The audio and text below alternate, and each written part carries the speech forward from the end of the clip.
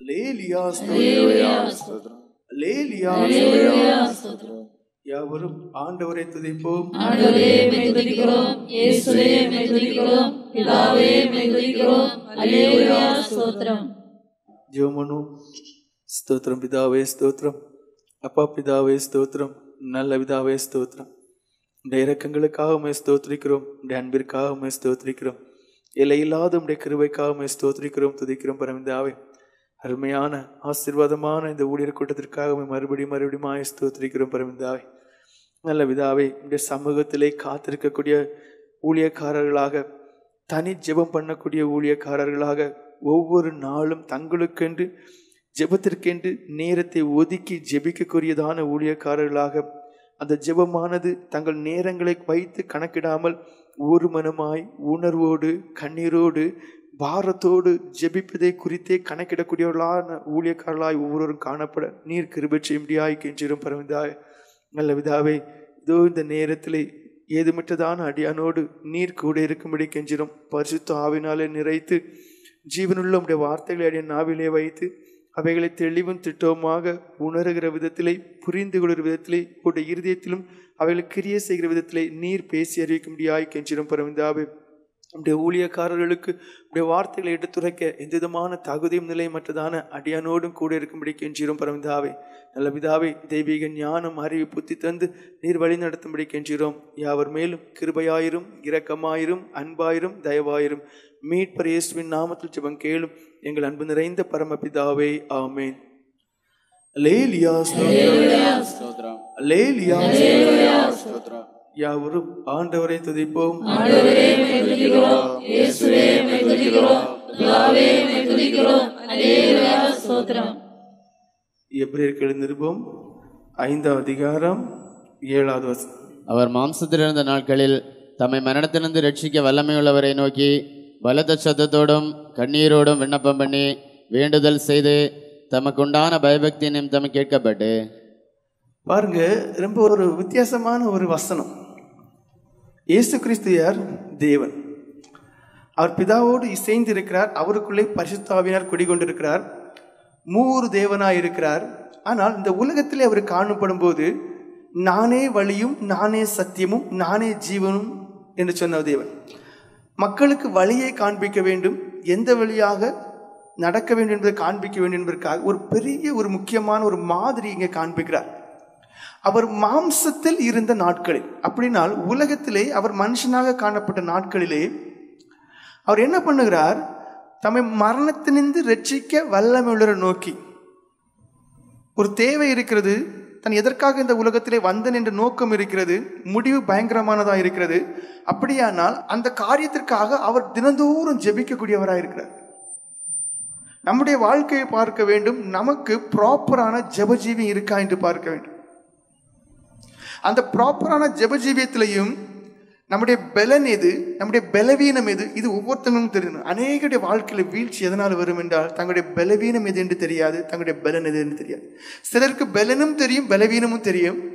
தெரிந்தும் பலவீனத்தை அறிந்து அதற்கு எப்படி செயல்பட வேண்டும், பலனை அறிந்து எப்படி செயல்பட வேண்டும் அது தெரியாது. சரி, ரெண்டுமே தெரியாவிட்டாலும் பகுத்தறிவோடு காணப்பட முடியாவிட்டால் கூட தேவ சமூகத்திலே காத்திருந்து ஜெபித்து கிருபை பெற்றுக்கொள்ள அதுவும் தெரியாது. என்ன சொல்லுவோம்? இது என்னுடைய பலவீனம், அதனால தான் நான் மாட்டிக்கிடுறேன். என் வாயை வச்சு அடக்கிட்டு இருக்க முடியாது. ஒரு காரியத்தை பண்ண நான் மாட்டுவேன், சிக்கல் வரும், இடர்கள் வரும். பொய், அதெல்லாம் சொல்றது பொய். ஒவ்வொரு மனுஷனுக்கும் ஒவ்வொரு விதமான காரியங்கள் இருக்கும். ஆனால் நம் ஒவ்வொருவரும் எப்படி இருக்க வேண்டும்? தன்னை குறித்த சரியான அறிவுடையவர்கள், தன்னுடைய பலவீனங்கள், தன்னுடைய எல்லா காரியங்களை குறித்த அறிவு சரிவா இருக்கும். என்ன செய்ய வேண்டும்? விடுவிக்கக்கூடியதான இரட்சகர் ஒருத்தர் இருக்கிறார். அந்த விசுவாசம் வேண்டும். ஒவ்வொரு நாளும் நாம் விடுவிக்கப்படுகிற வரையிலும், பலவீனம் பலனாய் மாறுகிற வரையிலும், பலவீனம் நீங்கி அந்த ஏரியாவிலே, அந்த காரியத்திலே, அந்த ஒரு பர்டிகுலர் இதிலே நீங்க பலப்படுத்தப்படுகிற வரைக்கும் என்ன செய்யணுமாம்? தொடர்ந்து ஜெபிக்கணும். ஏன் உன் ஆவிக்குரிய ஜீவி இப்படி இருக்கு? ஏன் வீழ்ச்சி அடைஞ்சிட்டான்? ஏன் சண்டைக்காரியா மாறிட்டான்? ஏன் கசப்பு நிறைந்தா மாறிட்டான்னு கேட்டா அது நான் மிந்தியே அப்படிதான் இல்லை. ஒவ்வொருத்தங்களும் உங்களை கண்டுபிடிங்க. வேறு தெளிவா சொல்லுது, அவர் மாம்சத்தில் இருந்த நாட்களில் தம்மை மரணத்தினின்று ரட்சிக்க வல்லமையுள்ளவரை நோக்கி. பலத்த சத்தத்தோடும் கண்ணீரோடும் விண்ணப்பம் பண்ணி. முக்கியமான ஒரு காரியமா. சரி, நான் தேவன் தானே, யாருக்கும் தெரியாத ஒரு இடத்துல போய் அமைதியா போய் இருக்கலாம், தியானம் பண்ணுவோம். இல்ல, பலத்த சத்தம், பலத்த சத்தத்தோடு. அந்த பலத்த சத்தம் எப்போ வரும் தெரியுமா? வேதனையோடும். அந்த காரியங்கள் எல்லாம் நினைக்கும் போது ஒரு வேதனை, ஒரு வலி ஒரு மனுஷனுக்கு உருவாகும். அந்த நேரம் அந்த மனுஷன் தன்னை அறியாமலே பலத்த சத்தத்தை போடுவோம், ஜெபம் பண்ணுவோம். பலத்த சத்தத்தோடும் கண்ணீரோடு விண்ணப்பம் பண்ணி. இப்ப நம்ம என்ன பண்றோம்? அங்கதான் தடை பண்றோம். ஊழியக்காரங்க பசங்க, நீங்க உங்களை பாருங்க, ஒரு சிலரை தவிர கொஞ்சம் ஊக்கமா ஜெபம் பண்ணுவாங்க. அவங்க தான் எப்பவுமே ஊக்கமா ஜெபம் பண்ணுவாங்க, அவங்க தான் சத்தம் போட்டு ஜெபம் பண்ணுவாங்க. ஆனா மற்றவங்களை பாருங்க, அதை ஏதோ ஒரு அற்ப காரியமா தோன்றும். சத்தமே தெரியாது, இருக்க இடமே தெரியாது, ஆனா அவங்க நினைப்பாங்க நல்ல ஜெபம் பண்றது. கிடையாது. அது அற உறக்கத்துல இருக்கும், அது அறகுறையா இருக்கும், அது பல வீண் சிந்தனைகளோடு மிக்ஸ் பண்ணி அது ஒரு கடமைக்கா வந்துட்டு போன மாதிரி இருக்கு. தேவன் தான் மாதிரி. பலத்த சத்தம், அந்த சத்தம் போடு ஜெபம் பண்ணும்போது ஒரு மனம் உண்டாயிரும், வேற எண்ணமே இருக்காது. ஒரே ஒரு எண்ணம், என் நிலைமை இப்படி இருக்கு, என் பலவீனம் இப்படி இருக்கு, நான் இன்ன விதத்துல விழுகிறேன், இத்தனை வருஷம் ஊழியம் செய்தோ நான் ஒரு நிலைமைக்கு என்ன வரல, இப்பவும் நான் இப்படிதான் இருக்கேன், விழுந்து எழும்பி விழுந்து எழும்பி விழுந்து எழும்பி தான் இருக்கேன். அப்ப தன்னை குறித்த அறிவு இருக்கும் போது மாம்சத்தில் இருக்கக்கூடிய நாட்கள் என்ன செய்யணும்? விடுவிக்க வல்லவரை நோக்கி, பலப்படுத்த வல்லவரை நோக்கி, கிருபையினால் நிறைத்து பலவீனம் அகற்றப்பட்டு போகக்கூடிய நிலைமை வரைகிற வரைக்கும் எப்படி ஜெபம் பண்ணணுமா? சத்தத்தோடு, பலத்த சத்தத்தோடு. எல்லாருக்கும் எப்படி என்ன இருக்கும்? ஏதோ நீங்க ஊழியக்காரங்க வாங்கிட்டீங்க, நீங்க அடர்ந்தாயிட்டேன்னு. அப்ப என்ன வேணும்? இயேசு கிறிஸ்துவிடத்திலிருந்து மாதிரி எடுத்துக்கிடணும். பலத்த சத்தத்தோட ஜெபம் அனுபவம். சில நேரம் உடம்பெல்லாம் பிடிக்கும், விழாவெல்லாம் வலிக்கும், இருமும்போது சில நேரம் ரத்தம் வரைக்கும் வரும், தொண்டை பிடிச்சிக்கிடும், அங்கேயே கஷ்டமா இருக்கும். ஆனா அந்த இடம் தாண்டி போகணும்னா நம்ம சில நேரங்கள் கஷ்டப்பட்டு தான். ஐயா சொல்ல இடுப்பு நொறுங்க ஜெபம் பண்ணுங்க. அடுத்த காரியம் கண்ணீரோடு விண்ணப்பம் பண்ணுது. இந்த கண்ணீரோடு விண்ணப்பம் பண்றத ஏதோ அந்த சத்தம் போட்டு ஜெபம் பண்றவங்க கொஞ்சம் இருக்கிறாங்க, ஆனா கண்ணீரோடு ஜெபம் பண்றவங்க விரல் விட்டு என்ன கூடியவங்க தான் இருப்பாங்க. இவ்வளவு பேர் இருக்கிறதுல இவ்வளவு பேர் இருக்கல, எத்தனை பேர் கடைசியா கண்ணீர் வெடிச்சிங்கன்னு கேட்டா தெரியாதுன்னு சொல்றவங்க நிறைய பேர் இருப்பீங்க. ஏன்?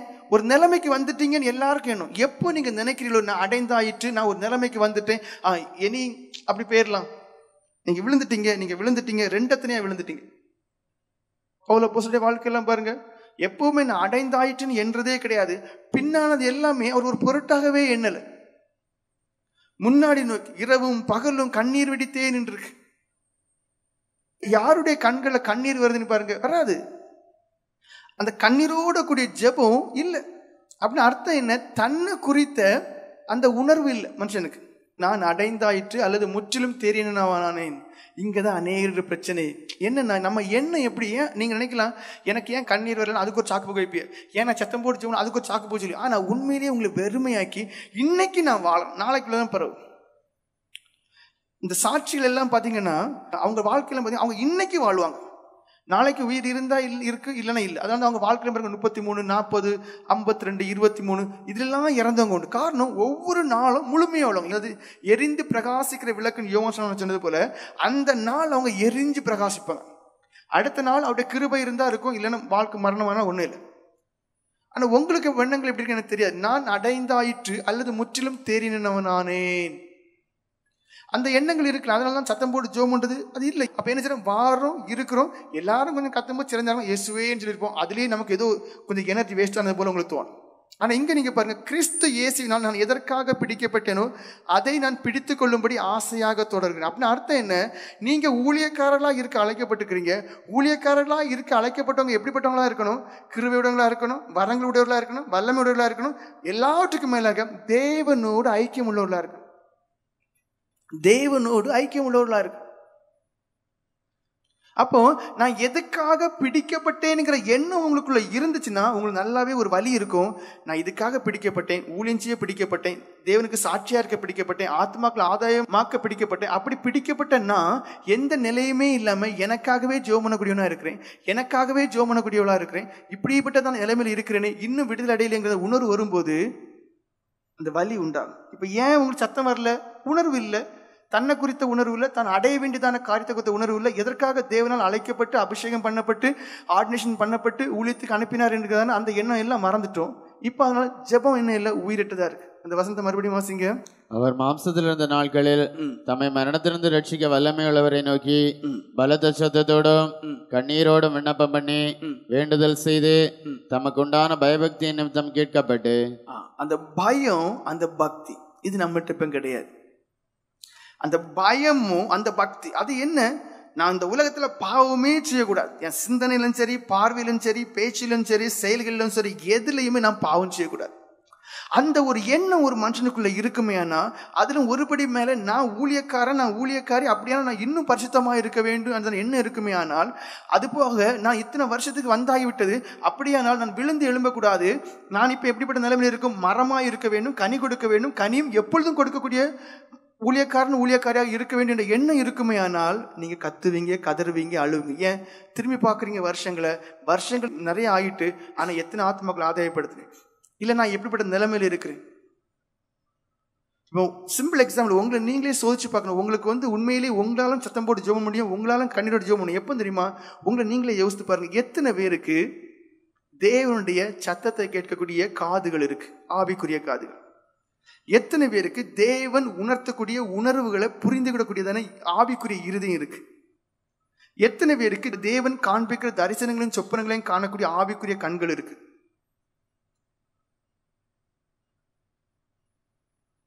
இல்ல. ஒரு ஆவிக்குரியம்னா தீர்க்க தரிசன வரங்கள் இருக்கும். ஒரு ஆவிக்குரியம்னா அங்க என்ன இருக்கணும்? இந்த வரங்கள் கிருபைகள் எல்லாமே ஆனா இப்ப நீங்க பாருங்க, தேவனை விட்டு ரொம்ப தூரம் போயிட்டீங்க. தேவனை விட்டு ரொம்ப தூரம் போயிட்டீங்க. இப்ப இந்த மைக்ல இருந்து நான் பேசும்போது ஒரு குறிப்பிட்ட தூரத்துக்கு சவுண்டு போகும். அதுக்கு பிறகு என்ன ஆகும்? அந்த சவுண்டு போகாது. ஏன்? அந்த பாக்ஸ் அது வரைக்கும் தான் இருக்கும். அதுக்கு பிறகு அந்த சவுண்டுடைய அந்த ஃப்ரீக்வன்சி, அந்த வேவ் அங்க இல்லை. என்ன ஆகுது? சத்தம் கேட்க முடியல. இந்த மைக்கையும் விட்டுட்டு நான் இப்படி பேசினோம்னா கொஞ்சம் பேருக்கு தான் கேட்கும், கொஞ்சம் தூரம் தான் கேட்கும். அப்ப அதே போல தேவன் பேசக்கூடியவராகவே இருக்கார். திரும்பவும் சொல்லேன், தேவன் என்கிட்ட பேச மாட்டார். அதெல்லாம் போய். தேவன் என்கிட்ட பேச மாட்டார், அதெல்லாம் போய். பழைய ஏற்பாடை புரட்டி பாருங்க, யார்கிட்டயும் பேசியிருக்காரு. யார்கிட்டயும் பேசியிருக்காரு. யாக்கோபுடைய மாமனார்கிட்டயே பேசியிருக்காரு. அவன் ஒண்ணுக்கும் உதவாதன்,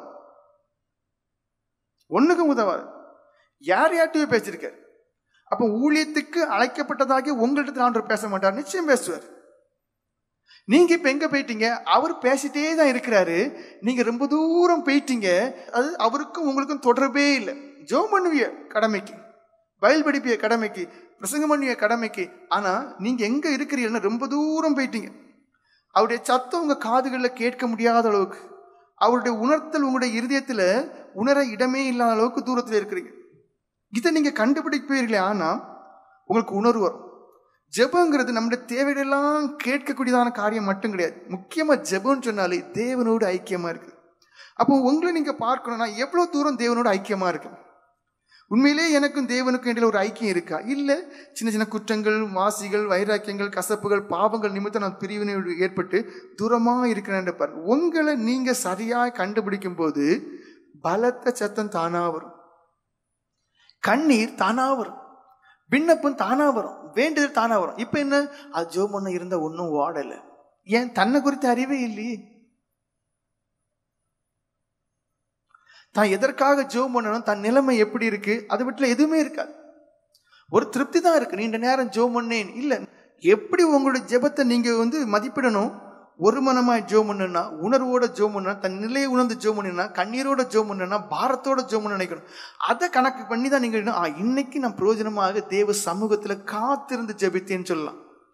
இது தேவ சமூகத்துல காத்திருந்து ஜெபிக்கல, தேவ சமூகத்துக்கு போனேன், உணர்வற்று திரும்பி வந்தேன்னு தான் இருக்கு. சபை எதை நோக்கி நம்ம காத்திருக்கிறோம்? வாக்குத்தத்தங்கள் நிறைவேறதை நோக்கி காத்திருக்கிறோம். அந்த வாக்குத்தத்தங்கள் நிறைவேற வேண்டுமே ஆனால் ஜெபிக்கக்கூடிய ஜெப வீரர்கள் நமக்கு தேவை. ஜெபிக்கிற இடத்துல இருந்து தான் ஆவியான ஒரு கிரியை செய்து அங்கிருந்து அனல் என்ன செய்வாரு? பற்றி எழும்ப செய்வார். அந்த அனல் என்ன செய்யும்? நம் மூலமாக மற்ற இடங்கள்ல பரவும். அப்ப ஜெபம் இல்லாத இடத்துல எழுப்புதல் நடக்கவே செய்யாது. ஜெபம் இல்லாத இடத்துல எந்த விதத்திலும் தேவனுடைய கிரியை நடக்கவே செய்யாது. ஆதி சபையை பாருங்க, அப்போஸ்தலர் 1:14 வாசிங்க. அவங்க ஜெபத்திலும் வேண்டிலும் தரித்திருந்தார்கள். வாசிங்க. அங்கே இவர்கள் எல்லாரும் ஸ்திரீகளோடும் இயேசுவின் தாயாகிய மரியாளோடும் அவருடைய சகோதரரோடும் கூட ஒருமனப்பட்டு ஜெபத்திலும் வேண்டுதலிலும் தரித்திருந்தார்கள். பாருங்க, ஜெபத்திலும் வேண்டுதலிலும் தரித்திருந்தார்கள். அதாவது ஜெபத்திலும் வேண்டுதலிலும் தரித்திருக்க, அந்த ஜெபத்திலும் வேண்டிலும் ஒருமனப்பட்டு தரித்திருக்கக்கூடிய அனுபவம் இருக்கணும். அந்த இடம் அசையும். ஆவியானவர் ஊற்றப்படுவார். தனக்குள்ள ஆவியானுடைய பலன் ஊற்றப்பட ஊற்றப்பட ஊற்றப்பட அந்த அனலை கொண்டு வெளியில போகும்போது அங்க கிரியை நடக்கும்.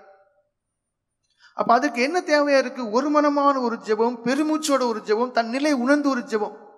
கிரியைக்காண்டி காத்திருக்கிறோம், எழுப்பலுக்காண்டி காத்திருக்கோம், வாக்குத்தத்தம் நிறைவேற காத்திருக்கிறோம். அதற்கு முதல் காரியம் நம்மளை உணர்ந்து தன்னை உணர்ந்து ஊக்கமா ஜெபிக்கக்கூடிய ஒரு அனுபவம் இருக்கணும். யாத்திரையாகமம் 2ஆம் அதிகாரம் 23 25 வரைக்கும் வாசிங்க. சில காலம் சென்றபின் எகிப்தின் ராஜா மரித்தான். இஸ்ரவேல் புத்திரர் அடிமைத்தனத்தினால் தவித்து முறையிட்டு கொண்டிருந்தார்கள். அவர்கள் அடிமைத்தனத்திலிருந்து முறையிடும் சத்தம் தேவ சந்நிதியில் எட்டினது. பாருங்க, உரத்த சத்தத்தோடு கண்ணீரோடு ஜெபம் பண்ணார் என்று இருக்கு. நம்ம என்ன சாக்கு போக சொல்றோம்? சத்தம் போடு ஜெபம்னா இடுப்பு வலிக்கும், நெஞ்சு வலிக்கும், உடம்பெல்லாம் வலிக்கும், இதெல்லாம் எதுக்கு பண்றோம்? இல்ல, வேதம் சொல்லுது அவருக்கு எல்லாமே தெரியும், அவருடைய கண்களுக்கு மறைவானது ஒன்றுமே இல்லை, அவருடைய காதுகள் தெளிவா கேட்கணும். ஆனாலும் 400 வருஷம் காலம் பொறுமையா இருக்காரு. எப்போ முறையிடுறாங்களோ, எப்போ அந்த சத்தம் பயங்கரமாய் போட்டு ஆண்டவரே நீர் தான் உண்டு, எங்களுக்கு ஒரு ரட்சகரை அனுப்புன்னு சொல்லி கதரும் போதுதான் அந்த சத்தம் தேவ சந்நிதியில எட்டினதுன்னு இருக்கு. உங்களை ஏமாத்திக்கிட்டாங்க, வேத வசனம் எல்லாம் உண்மையானது. இயேசு கிறிஸ்து பலத்த சத்தத்தோடு ஜெபம் பண்ணார் என்றால் நீங்களும் நானும் அற்ப தூசிகள் சத்தம் போட ஜெபம் பண்ணியார். இயேசு கிறிஸ்து ஜீவனுள்ள தேவன் பலத்த சத்தத்தோடு ஜெபம் பண்ணினாரே, ஆனால் நீங்களும் நானும் ஒன்றுமில்லாத அவருடைய பார்வையில் நாம் இன்னும் அதிகமாய் சத்தமிட்டு ஜெபம் பண்ண வேண்டும். அவர்கள் அடிமைத்தனத்திலிருந்து முறையிடும் சத்தம் தேவ சந்நிதியை எட்டினது. தேவன் அவர்கள் பெருமூச்சை கேட்டு, அதாவது அந்த பெருமூச்சோட, அந்த வேதனையோட, அந்த கண்ணீரோட, சத்தமோடு ஏறெடுக்கிற ஜெபம், அந்த ஜெபத்தை கேட்டு தாம் ஆபிரகாமோடும் ஈசாக்கோடும் யாக்கோபோடும் செய்த உடன்படிக்கையை நினைவு கூர்ந்தார். அப்ப நினைவு கூறுறதுக்கு பாருங்க, இதுதான் நீங்க யோசிக்கணும். உங்களை ஏமாத்திக்கிட்டாங்க. இன்னும் 50 வருஷம் போனாலும் வாக்குத்தத்தம் நிறைவேறாது, இப்படிதான் நம்ம இருப்போமே. ஆனால் இன்னும் 40 வருஷம் போனாலும் இழுப்பு நடக்காது, இப்படிதான் இருப்போமே. ஆனால் தேவன் கொடுத்ததான அந்த வாக்குத்தத்தத்தை எப்பொழுது நினைவு கூறுவாரா? நம்ம பெருமூச்சு விடும்போது. ஒரு முன்னேற்றம் இல்லை ஆண்டவரே, நாங்கெல்லாம் சாதாரண மனுஷர்கள், பலவீனர்கள், குறைவுள்ளவர்கள், ஆனா எங்களை கொண்டு கிரியை செய்யும், நீ இந்த சபையில கிரியை செய்யும் சொல்லி ஊக்கமா ஜெபம் பண்ணி பாருங்க, பெருமூச்சு விட்டு ஜெபம் பண்ணி பாருங்க, கண்ணீரோடு ஜெபம். அப்போ அந்த சத்தம் ஒரு சன்னிதானத்துல போகும். நினைவு கூறுவார். தேவன் இஸ்ரவேல் புத்திரரை கண்ணோக்கினார், தேவன் அவர்களை நினைத்தருளினார். தேவன் அவர்களை நினைத்தருளினார். அவங்க படுகிற சிறுமைகள், கஷ்டம் எல்லாம் பார்த்துட்டு தான் இருந்தார். ஆனா எப்ப நினைத்தருளினார்னா அந்த பெருமூச்சோடு ஜெபம் பண்றது, ஊக்கமா ஜெபம் பண்றது, சத்தத்தை கேட்கும் போதுதான் நினைவருளினார். முதல்ல இப்ப எனக்கு தேவை, முதல்ல நீங்க உங்களுக்காக ஆளணும். லூக்கா சுவிசேஷம் 23:28 வாசிங்க. முதல் காரியம் உங்களுக்காக நீங்க ஜெபிக்கக்கூடியவர்களாக இருக்கணும். இயேசு அவர்கள் முகமாய் திரும்பி, எருசலேம் குமாரத்திகளே, நீங்கள் எனக்காக அழாமல் உங்களுக்காகவும் உங்கள் பிள்ளைகளுக்காகவும் அழுங்கள். அப்போ நம்ம என்ன செய்யணும்? நமக்காக அழணும். இப்ப பார்த்த பிறகு பாத்தீங்கன்னா அதுவும் இல்லை, அந்த ஜெபம் வரைக்கும் இல்லை. உங்க நிலைமைகளை உணருங்க. மறுபடியும் வாசிங்க. இயேசு அவர்கள் முகமாய் திரும்பி, எருசலேம் குமாரத்திகளே, நீங்கள் எனக்காக அழாமல் உங்களுக்காகவும் உங்கள் பிள்ளைகளுக்காகவும் அழுங்கள். அழணும், கண்ணீர் விட்டு அழணும், சத்தமிட்டு அழணும். எதுக்காக? முதல்ல உங்களுக்காக. நம்ம ஒவ்வொருத்தங்களும் பூரணமாய் தேவ ஆவியான நமக்குள்ள தங்கக்கூடியதான ஒரு பரிசுத்த பாத்திரமாக, கிருபா பாத்திரமாக, தேவன் எடுத்து உபயோகப்படுத்தக்கூடிய பாத்திரமாக, சுயநலமற்ற பாத்திரமாக மாற. ஏன் ஒவ்வொருத்தங்களையும் தேவனால எடுத்து உபயோகப்படுத்த முடியல? சிம்பிள் காரணம், ஒவ்வொருத்தங்களும் சுயநலவாதிகள். சுயநலம் இருக்கிற வரைக்கும் தேவன் உங்களை எடுத்து பயன்படுத்த முடியாது. ஏன்னா அதெல்லாம் பயன்படுத்தும் போது நான் செய்தேன், நான் தான் பெருமை பாராட்டிட்டே இருப்பீங்க. அங்க தேவனுடைய நாமம் மையப்படாது. என் மகிமையை வேறொருவனுக்கும் கொடேன்னு இருக்கு, அவருடைய மகிமையை வேற யாரும் எடுக்க கூடாது. ஆனா இப்ப பாருங்க, நான் தான் செய்தேன், நான் தான் பிரசங்கம் பண்ணேன், நான் தான் அப்படி பண்ணேன். அந்த எண்ணம் இருக்கிற வரைக்கும், அது வெளியரங்கமா இல்லாட்டா இருதயத்துல இருக்கிற வரைக்கும், அந்த பெருமை எண்ணம் இருக்கிற வரைக்கும் எடுத்து பயன்படுத்தவே மாட்டார். ஆதியாகமம் 21 அதிகாரம் 14 16 வரைக்கும் வாசிங்க. ஆபிரகாம் அதிகாலையில் எழுந்து அப்பத்தையும் ஒரு துருத்தி தண்ணீரையும் எடுத்து ஆகாருடைய தோளின் மேல் வைத்து பிள்ளையையும் ஒப்பு கொடுத்து அவளை அனுப்பிவிட்டான். அவள் புறப்பட்டு போய் பெயர் சபாவின் வனாந்தரத்திலே அலைந்து திரிந்தாள். துருத்தியில் இருந்த தண்ணீர் செலவழிந்த பின்பு அவள் பிள்ளையை ஒரு செடியின் கீழே விட்டு, பிள்ளை சாகிறதை நான் பார்க்க மாட்டேன் என்று எதிராக அம்பு பாயும் தூரத்திலே போய் உட்கார்ந்து சத்தமிட்டு அழுதாள். பாருங்க, ஆகார ஆபிரகாம் கட்டாயத்தின் நிமித்தம் அனுப்ப வேண்டியது இருக்கு, அனுப்புகிறார். அந்த குழந்தைக்கும் தனக்கும் இருந்ததான அந்த தண்ணீர் தீர்ந்து விடுகிறது. தண்ணீர் இல்லைன்னு வனாந்தரத்தில் நடந்து போயிட முடியாது, வறட்சி அதிகமாக இருக்கும், இறந்து போவாங்க. அப்போ என்ன செய்யறா? சத்தமிட்டு அழுகிறா. என் குழந்தை இறக்குறத என்னால் பார்க்க முடியாது, நானும் சாகக்கூடிய ஒரு நிலைமை. அந்த சத்தமிட்டு அழுகிறத பார்த்துட்டு அங்கே ஆண்டவர் கிரியை செய்றார். அதாவது அடிமை பெண், அடிமை பெண். மனுஷர்களே பொதுவாக பெரிதாக எடுக்க மாட்டாங்க ஒரு அடிமையை, அதுவும் பெண் என்றால் அந்த காலத்தில் மதிக்கவும் மாட்டாங்க. ஆனால் தேவனை பாருங்க, அந்த குழந்தை நிமித்தமும் அந்த தாய் நிமித்தமும் அங்கே செவி கொடுக்கிறார். 17-19 வாசிங்க. தேவன் பிள்ளையின் சத்தத்தை கேட்டார். தேவதூதன் வானத்திலிருந்து ஆகாரை கூப்பிட்டு, ஆகாரே, உனக்கு என்ன சம்பவித்தது? பயப்படாதே. பிள்ளை இருக்கும் இடத்திலே தேவன் அவன் சத்தத்தை கேட்டார். பாருங்க, அந்த பிள்ளையினுடைய சத்தம் மட்டும் கிடையாது, இந்த தாயினுடைய சத்தத்தை. நீங்க தேவனுக்கு எல்லாமே தெரியுமே என்று சொல்லிட்டு அடங்கி இருந்தீங்கன்னா அங்க ஒரு கிரியை நடக்காது. சிலர்லாம் தங்களை தாங்களே ஏமாத்துறது, மிஞ்சின புத்திமானா இருக்கிறது. எப்படி? அது தேவனுக்கு இல்லைன்னு தெரியும், நான் இப்படி ஜெபம் பண்ணாலும் போதும். இல்லை, சில நியமங்களை வச்சிருக்கிறார். உணர்வோட ஊக்கமாய் ஜெபம் பண்ணி பாருங்க, அந்த ஜெபம் கேட்கப்படும். இங்க சத்தமிட்டு அழுதாள் என்று இருக்கு, அந்த சத்தத்தை கேட்டார் என்று இருக்கு. அதாவது வனாந்தரம், அந்த வனாந்தரத்துல தண்ணீரை காண்றது அரிதான காரியம். கண்டிப்பா அந்த குழந்தைய செடிக்க கீழே வைக்கிற வரைக்கும், அதாவது அதுக்கு முன்னாடியே இருக்கு, சுற்றி திரிந்தால் அலைந்து திரிந்தால் இருக்கு. அப்ப அலைந்து தண்ணிக்காக எல்லாம் அலைந்து திரிந்த பிறகுதான் அவ கண்ணில் என்ன இல்லை, கொஞ்சம் வரைக்கும் என்ன இல்லை, தண்ணியை காணவே முடியல. பேசபாவின் வனாந்தரத்தில் அலைந்து திரிந்தாள். ஒருவேளை தான் வந்துட்டு இருந்த வழிகளில் கொஞ்சம் பின்னாடி எங்கேயாவது தண்ணி இருக்குமே, ஆனாலும் அங்கேயாவது ஓடி போயிருக்கலாம். தான் இருக்கிற இடத்து கண்ணு கிடத்துற வரைக்கும் பார்க்கும்போது அங்க எதுவுமே தண்ணியே இல்லை. அப்ப தண்ணியே இல்லை, மணலால் சூழப்பட்டு இருக்கு.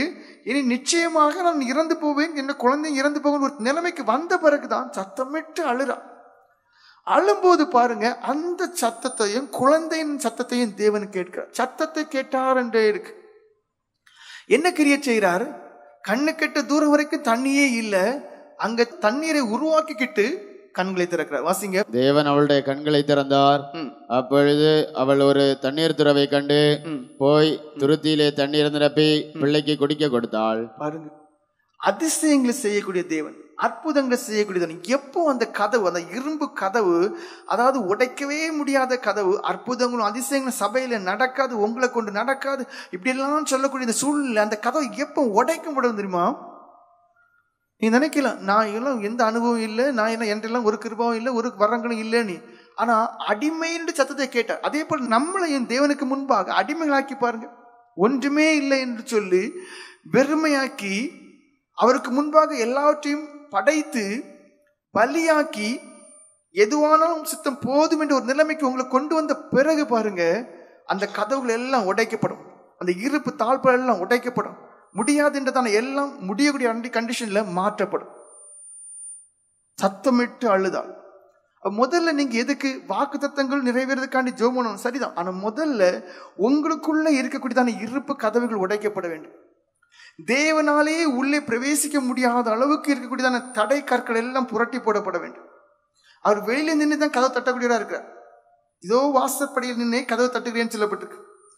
நீங்க திறந்தாதான் முடியும். இப்ப என்ன ஆகி போச்சு? அவிசுவாசம் என்றதான இருப்பு கதவுனால நீங்க இருக்க பூட்டிட்டீங்க. இருமனை என்றதான இருப்பு கதவால இருக்க பூட்டியாச்சு. இனி எனக்கு ஒரு விடுதலை இல்லை, இனி எனக்கு ஒரு ஆசீர்வாதம் இல்லை, இனி என்னால கிருபை பாத்திரம் மாற முடியாது. அப்படிப்பட்ட ஒரு நிலைமையில அந்த அவிசுவாச கதவுகளால இருக்க பூட்டி இருக்கிறதுனால தேவனால கிரியை செய்ய முடியல. சத்தமிட்டு அழுங்க, இந்த கதவுகள் எல்லாம் உடைக்கப்பட்டு போகணும். அழுங்க, நீங்க தான் அழணும். நீங்க அழுது ஒரு விடுதலை, ஒரு மாற்றமும் வந்தால் மட்டும்தான் அடுத்த கட்டமாக தேவன் உங்களை எடுத்து உபயோகப்படுத்துவதற்கு கிரியை நடக்கும். முதல்ல எதுக்கெல்லாம் ஜெபம் பண்ணணும், எதுக்கெல்லாம் ஆளணும்? அனைவருக்கு ஏன் அழுக வரல? அனைவராலும் ஏன் உணர்வடைஞ்சு அந்த உணர்வு, நீங்களே பார்த்து ரட்சியப்படுறதுக்கு முன்னாடி எல்லாம் சிலர்லாம் அந்த ரட்சியப்பட்ட தருணத்தெல்லாம் பார்த்து அது வரைக்கும் ரொம்ப அமைதியா இருப்பாங்க, வெக்கத்தோடு இருப்பாங்க. ஆனா தெய்வ சந்திப்பு அடைஞ்சு உணர்வு அடைஞ்சு பார்த்தா சத்தம் போட்டு ஜெபம் பண்ணணும். அது உங்க எல்லாருக்கும் தெரியும். அது நம்ம சபையில அடிக்கடி நடக்கக்கூடிய ஒரு காரியம். அடிக்கடினா தேவன் சந்திக்கக்கூடியதான அந்த காலகட்டங்களில் நடக்கக்கூடியதான ஒரு காரியம். பொதுக்கூட்டமானாலும் சரி, எந்த கூட்டமானாலும் சரி, வெக்கத்தை எல்லாம் மறந்து ஆனாலும் சரி, பெண்ணானாலும் சரி, உரத்த சத்தமா ஜெபம். அந்த தேவ சந்திப்பு, அந்த உணர்வு, நான் பாவிங்கிற உணர்வு எல்லாம் மறந்து ஓன்னு கதறி ஜெபம் பண்ணுவாங்க. அந்த கதறி ஜெபம் பண்ணக்கூடிய அனுபவம் தான் உங்களுக்கு எல்லாருக்கும் தேவை. யார் அதை யதார்த்தமாய் வேத வசனத்தின்படி சொல்லக்கூடிய அந்த கருத்தை விசுவாசித்து வெக்கத்தை விட்டு பெருமையை விட்டு ஐயோ என்ன மற்றவங்க என்ன நினைப்பாங்க எல்லாம் விட்டு என் தேவனே இப்படிதான் ஜெபம் பண்ணியிருக்கேன், நானும் இப்படிதான் ஜெபம் பண்ணுவேன்னு சொல்லி ஒரு நிலைமைக்குள்ள வந்து நீங்க ஜெபம் பண்ணி பாருங்க. அந்த எல்லா உங்களுக்குள்ள இருக்கக்கூடிய பலவீனங்கள், உங்களுக்குள்ள இருக்கக்கூடிய தேவனுக்கு பிரியமில்லாத வாழ்க்கை எல்லாமே உடைந்து போகும். சிலருக்கு தெரியல எதுக்காக நான் சத்தம் போட்டு ஜெபம் பண்ணுவேன். அதை அறியும் போது உங்களுக்கே தெரியும். உங்க நிலைமைகளை கண்டுபிடிங்க. உங்க நிலைமைகளை கண்டுபிடிக்கும் போது தெரியும், ஐயோ நான் இந்த இடத்துல வந்திருக்கிறேன், ஆனா இந்த இடத்துல இருக்கக்கூடிய தகுதி இல்லை. ஐயோ நான் ஊழியக்காரி என்ற போர்வை எனக்குள்ள இருக்கு, தகுதி இல்லை. இதை நீங்க அடையும் போது உங்களுக்கு விசுவாசமும் கூட அது கூட வைத்து விட்டு என் தேவன் என்ன நிச்சயம் விடுவிப்பார் என்ற எண்ணம் மட்டும் உங்களுக்குள்ள இருந்தாலே போதும். விசுவாசமே இருந்தாலே போதும். எத்தனை தடவை இதுக்கு முன்னாடி விழுந்திருந்தாலும் சரி, ஏன்னா இப்படி ஒரு வாழ்க்கை எனக்கு வேண்டான்னு சொல்லி அழுது பாருங்க, உடனே விடுதலை உண்டு. இப்ப என்ன, அந்த விசுவாசமும் இல்லை, அந்த உணர்வும் இல்லை, நான் நல்லாகணுங்கிறதான வாஞ்சியும் தாகமும் இல்லை. எப்படியாவது நாளை கடத்திட்டா போதும், கடைசி எப்படியாவது நான் மேலே போயிடலாம். போகவே முடியாது.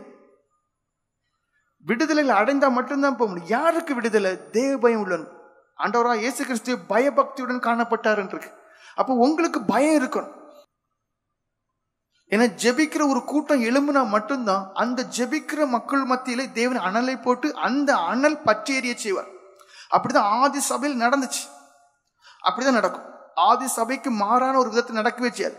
அப்ப ஆதி பெந்தேகோஸ்தே சத்திய சபையில கிரியை நடக்கணுமா, இங்கதான் அனல் உண்டாகும். இந்த அனல் ஏவி அதுக்கு பிறகு நம்மளை ஒவ்வொருத்தரும் எடுத்து பயன்படுத்த, நீங்க போகிற இடங்கள்ல அது பற்றி எறியும். அந்த விறகுல இருக்கிற தீ அடுத்த ஒரு விறகை போட்ட உடனே அங்க நிச்சயம் அது நெருப்பச்சிடும். முதல்ல இங்கதான் அந்த எழுப்புதல் வரணும். உணர்வு இல்லாம இருக்கும்போது உங்களை நீங்க பாருங்க, சத்தமிட்டு ஜெபம் பண்ணணும். ஏன் சத்தம் வரல? இருதயத்துல உணர்வு இல்லை. ஏன் இருதயத்துல உணர்வு இல்லை? நான் இன்னென்ன நிலைமையில தான் இருக்கிறேங்கிறதே தெரியல. ஜெபம் பண்ண முடியாதுங்க. ஜெபம் பண்ண முடியாது, ஜெபம் பண்ணி தான் ஆகணும். அதாவது ஜெபிக்க முடியாதவங்களும், நான் இது ஏன் இப்படி சொல்றேன்னா, சிலர் சொல்லுவாங்க எனக்கு ஜெபிக்க முடியும். நான் சொல்லி ஜெபிக்க முடியாட்டாலும் ஜெபிக்கணும். என்ன செய்யணும்? ஆண்டவரே எனக்கு முடியல நீங்க சொல்றீங்க தெரியுமா, அது ஒரு ஜெபமா. ஜெபிக்க முடியலன்னு சொல்லிட்டு படுத்து கிடக்காங்க, தேவ சமூகத்துக்கு வாங்க, இருங்க. 2 பேரும் காட்டு கத்தும் போது அதுல ஒரு வார்த்தை சொல்ல, நான் பாவி, எனக்கு ஜெப உணர்வே இல்லை. கண்டிப்பா உணர்வு தருவார். எல்லாமே அவர்கிட்ட தான் இருக்கு. அந்த மாதிரி உங்களை உணர்ந்துட்டீங்கனாலே போதும், உங்க நிலைமை அப்படியே மாறி. முதல் காரியம், எருசலேம் குமாரத்தியே நீ உனக்காக அழுன்னு ஆண்டவர் சொன்னார். நீங்க அழ வேண்டிய காரியங்கள் ஏராளம் இருக்கு. அதை உணர்ந்தாலே ஜெபம் வந்துடும். உணர்ந்து ஊக்கமா நீங்க ஜெபம் தாராளமா பண்ணுவீங்க. உங்களை மறந்து ஜெபம் பண்ணீங்க, 2 மணிக்கு போறது தெரியாது, 1 மணிக்கு போறது தெரியாது. இல்ல முணங்கி இருப்பீங்க, எந்த பிரயோஜனமும் இருக்கு. முதல் காரியம், தேவ சமூகத்துல நீங்க உங்களை கண்டுபிடிச்சு நான் அடைந்தாயிட்டுன்னு என்ன இல்லாம பாவின்னு எத்தனை பேரால் சொல்ல முடியுது? வெக்கம். அனுபவம் ஆண்டவர் தரணும். அந்த அனுபவம் தந்தா எலும்பி பிரகாசிக்கிற அனுபவத்தோட யாரெல்லாம் தூசிக்கிறாங்க எல்லாரும் மத்தியும் பிரகாசிக்கிற அனுபவத்துல இருக்கலாம். இது வெக்கம். ஆண்டர் பாப்பார், நீ வெக்கத்தோட இருக்கா, சாகுற வரைக்கும் அப்படியே அடங்கி வச்சுக்க, குழிக்குள்ள போயிடலாம்.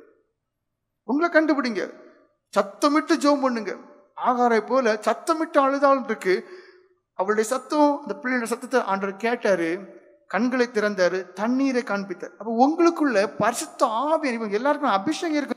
ஆனா அந்த பரிசுத்த ஆதி அப்போஸ்தலருக்கு கிடைத்தது அந்த ஆவியானுடைய அந்த வழிநடத்தை தான் நமக்கு வேணும்.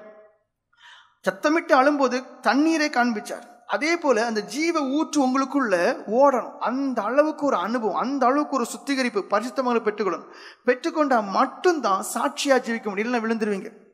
முதல் காரியம் உங்களுக்காக ஜெபம். 2வது காரியம் இது, நீங்க தேசத்துக்காக ஜெபம் அழைக்கப்பட்டவங்க, மற்ற ஜனங்களுக்காக அழைக்கப்பட்டீங்க, ஆத்மாக்களுக்காக ஜெபிக்க அழைக்கப்பட்டவங்க. யோவான் சுவிசேஷம் 11:31-35 வரைக்கும். அப்பொழுது வீட்டிலே அவளுடனே கூட இருந்து அவளுக்கு ஆறுதல் சொல்லிக் கொண்டிருந்த யூதர்கள் மரியாள் சீக்கிரமாய் எழுந்து போகிறதை கண்டு அவள் கல்லறை இடத்தில் அழுகிறதற்கு போகிறாள் என்று சொல்லி அவளுக்கு பின்னே போனார்கள்.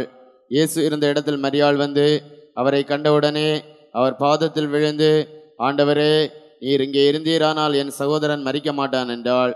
அவள் அழுகிறதையும் அவளோட கூட வந்த யூதர்கள் அழுகிறதையும் இயேசு கண்டபோது ஆவியிலே கலங்கி துயரமடைந்து, அவனை எங்கே வைத்தீர்கள் என்றார். ஆண்டவரே, வந்து பாரும் என்றார்கள். இயேசு கண்ணீர் விட்டார். பாருங்க, இயேசு கண்ணீர் விட்டார். எத்தனை பேரால மற்றவங்களுக்காக கண்ணீர் வெடிக்க முடியுது? கண்ணீரோடு ஜெபம் பண்றவங்க எத்தனை பேர் இருக்கிறீங்க? அதான் முக்கியம். ஒரு பாரம். அதாவது எதுக்கு நீங்க ஊக்கமா ஜெபம் பண்ணீங்கன்னா, உண்மையான காரியம்னு சொல்றேன். ஒரு சிலருடைய உண்மையான காரியம். சிலர்லாம் ரொம்ப ஊக்கமா ஜெபம். காரணம் என்னன்னா, தன்னை கொண்டு அங்க கிரியை நடக்கணும். ஐயோ நான் வெக்கப்பட்டு திரும்பி போயிடக்கூடாது, அந்த இருதயம் பார்ப்பார். ஆனா இது அப்படி இல்லை.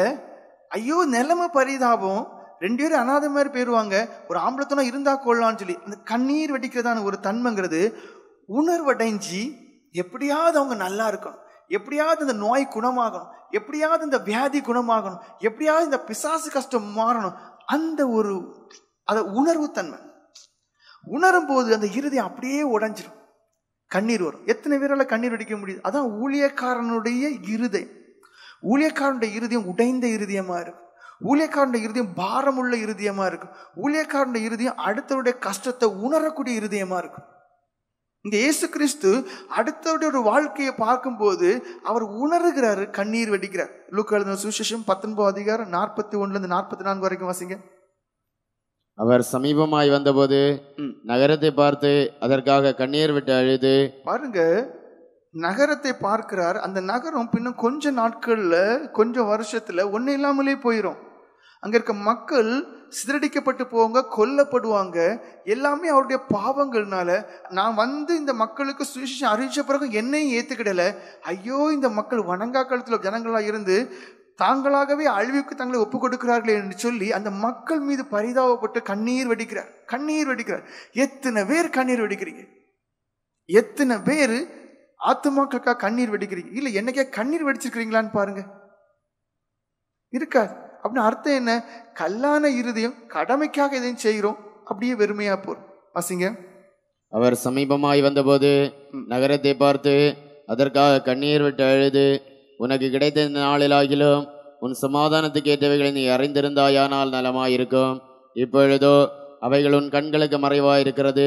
உன்னை சந்திக்கும் காலத்தை நீ அறியாமற் போனபடியால் உன் சத்துருக்கள் உன்னை சூழ மதில் போட்டு உன்னை வளைந்து கொண்டு எப்பக்கத்திலும் உன்னை நெருக்கி உன்னையும் உன்னிலுள்ள உன் பிள்ளைகளையும் திரையாக்கி போட்டு உன்னிடத்தில் ஒரு கல்லின் மேல் ஒரு கல் இராதபடிக்கு செய்யும் நாட்கள் உனக்கு வரும் என்றார். பாருங்க, வரும் காரியங்களை பார்க்கிறாரு. இந்த மக்கள் ஒன்னும் இல்லாம போயிடுவாங்களேங்கிறத நிலைமை உணர்றாரு, கண்ணீர் வெடிக்கிறார்.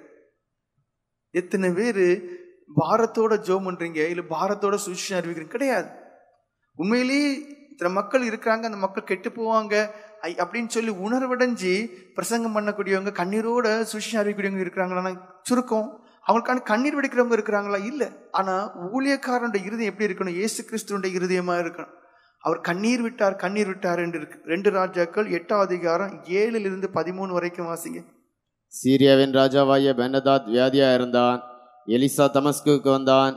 தேவனுடைய மனுஷன் இவ்விடத்தில் வந்திருக்கிறான் என்று அவனுக்கு அறிவிக்கப்பட்ட போது ராஜா ஆசகேலை நோக்கி, நீ உன் கையில் ஒரு காணிக்கையை எடுத்துக்கொண்டு தேவனுடைய மனுஷனுக்கு எதிர்கொண்டு போய், நான் இந்த வியாதி நீங்கி பிழைப்பேனோ என்று அவனை கொண்டு கர்த்தரிடத்தில் விசாரிக்க சொன்னான். ஆசகேல் தமஸ்குவின் சகல உச்சிதங்களிலும் 40 ஒட்டகங்களின் சுமையான காணிக்கையை எடுத்துக்கொண்டு அவனுக்கு எதிர்கொண்டு போய் அவனுக்கு முன்பாக நின்று, சீரியாவின் ராஜாவாகிய பென்னதாத் என்னும் உம்முடைய குமாரன் என்னை உம்மிடத்தில் அனுப்பி இந்த வியாதி நீங்கி பிழைப்பேனோ என்று கேட்கச் சொன்னார் என்றான். எலிசா அவனை நோக்கி, நீ போய் வியாதி நீங்கி பிழைப்பீர் என்று அவனுக்கு சொல்லும், ஆனாலும் அவன் சாகவே சாவான் என்பதை கர்த்தர் எனக்கு காண்பித்தார் என்றான். பின்பு தேவனுடைய மனுஷன் தன் முகத்தை திருப்பாமல் அவன் சலித்து போக மட்டும் அவனை நோக்கி கொண்டே அழுதான். பாருங்க, இந்த சம்பவத்தை எப்படி புரிஞ்சிடணும்னா, சிரியாவின் ராஜா சுகம் இல்லாம இருக்கான்.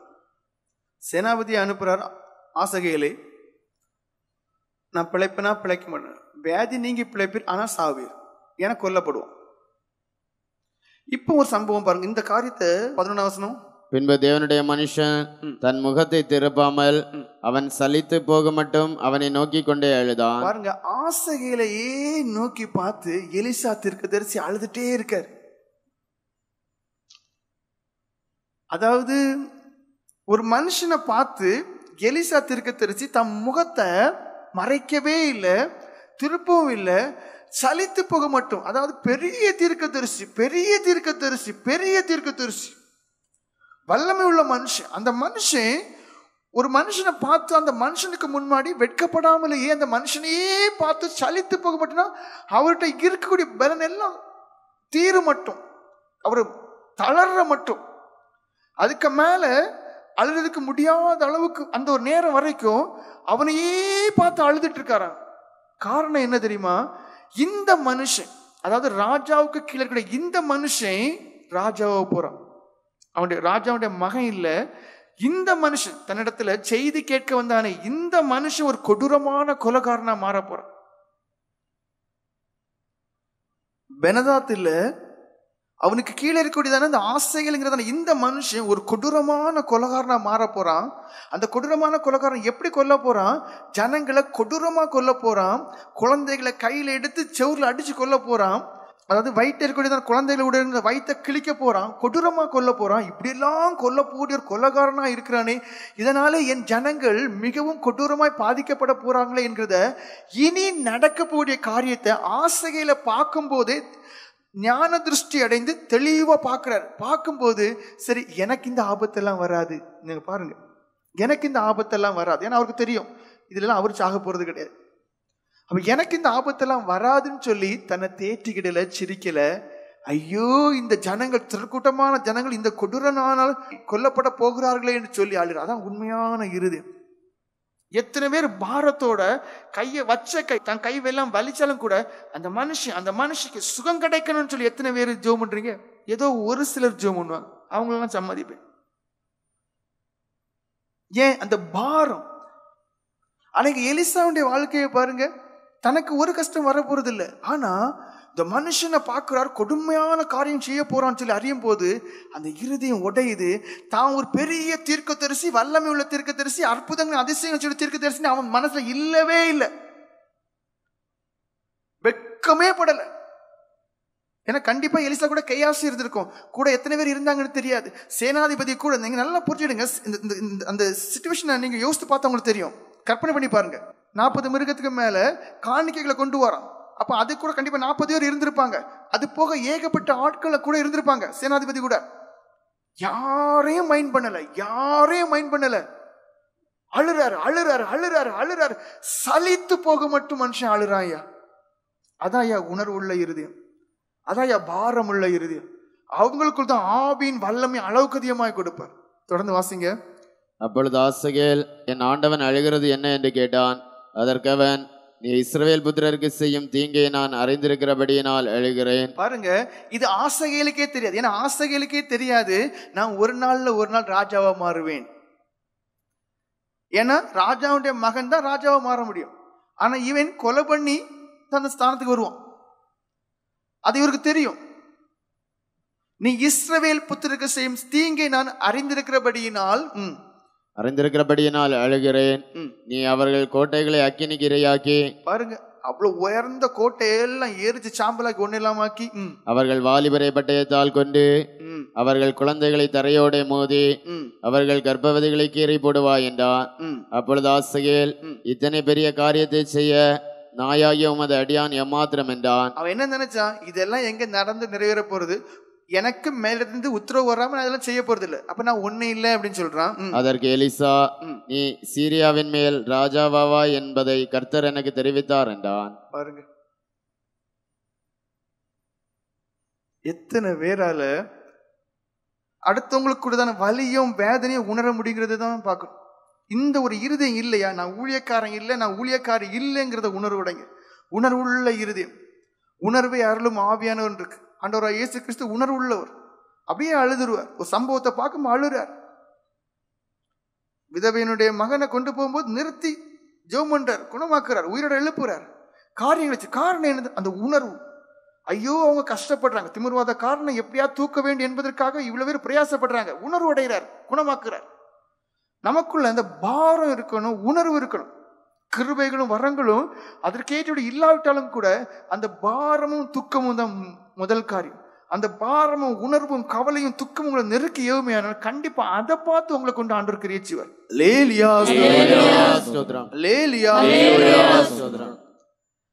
அது எலிசா தீர்க்கதரிசியினுடைய காரியம். அடுத்து எரேமியா தீர்க்கதரிசியினுடைய காரியம். புலம்பல் 1:16 வாசிங்க. இவைகளின் நிமித்தம் நான் அழுகிறேன், என் கண்ணே நீராய் சொரிகிறது. போதும்.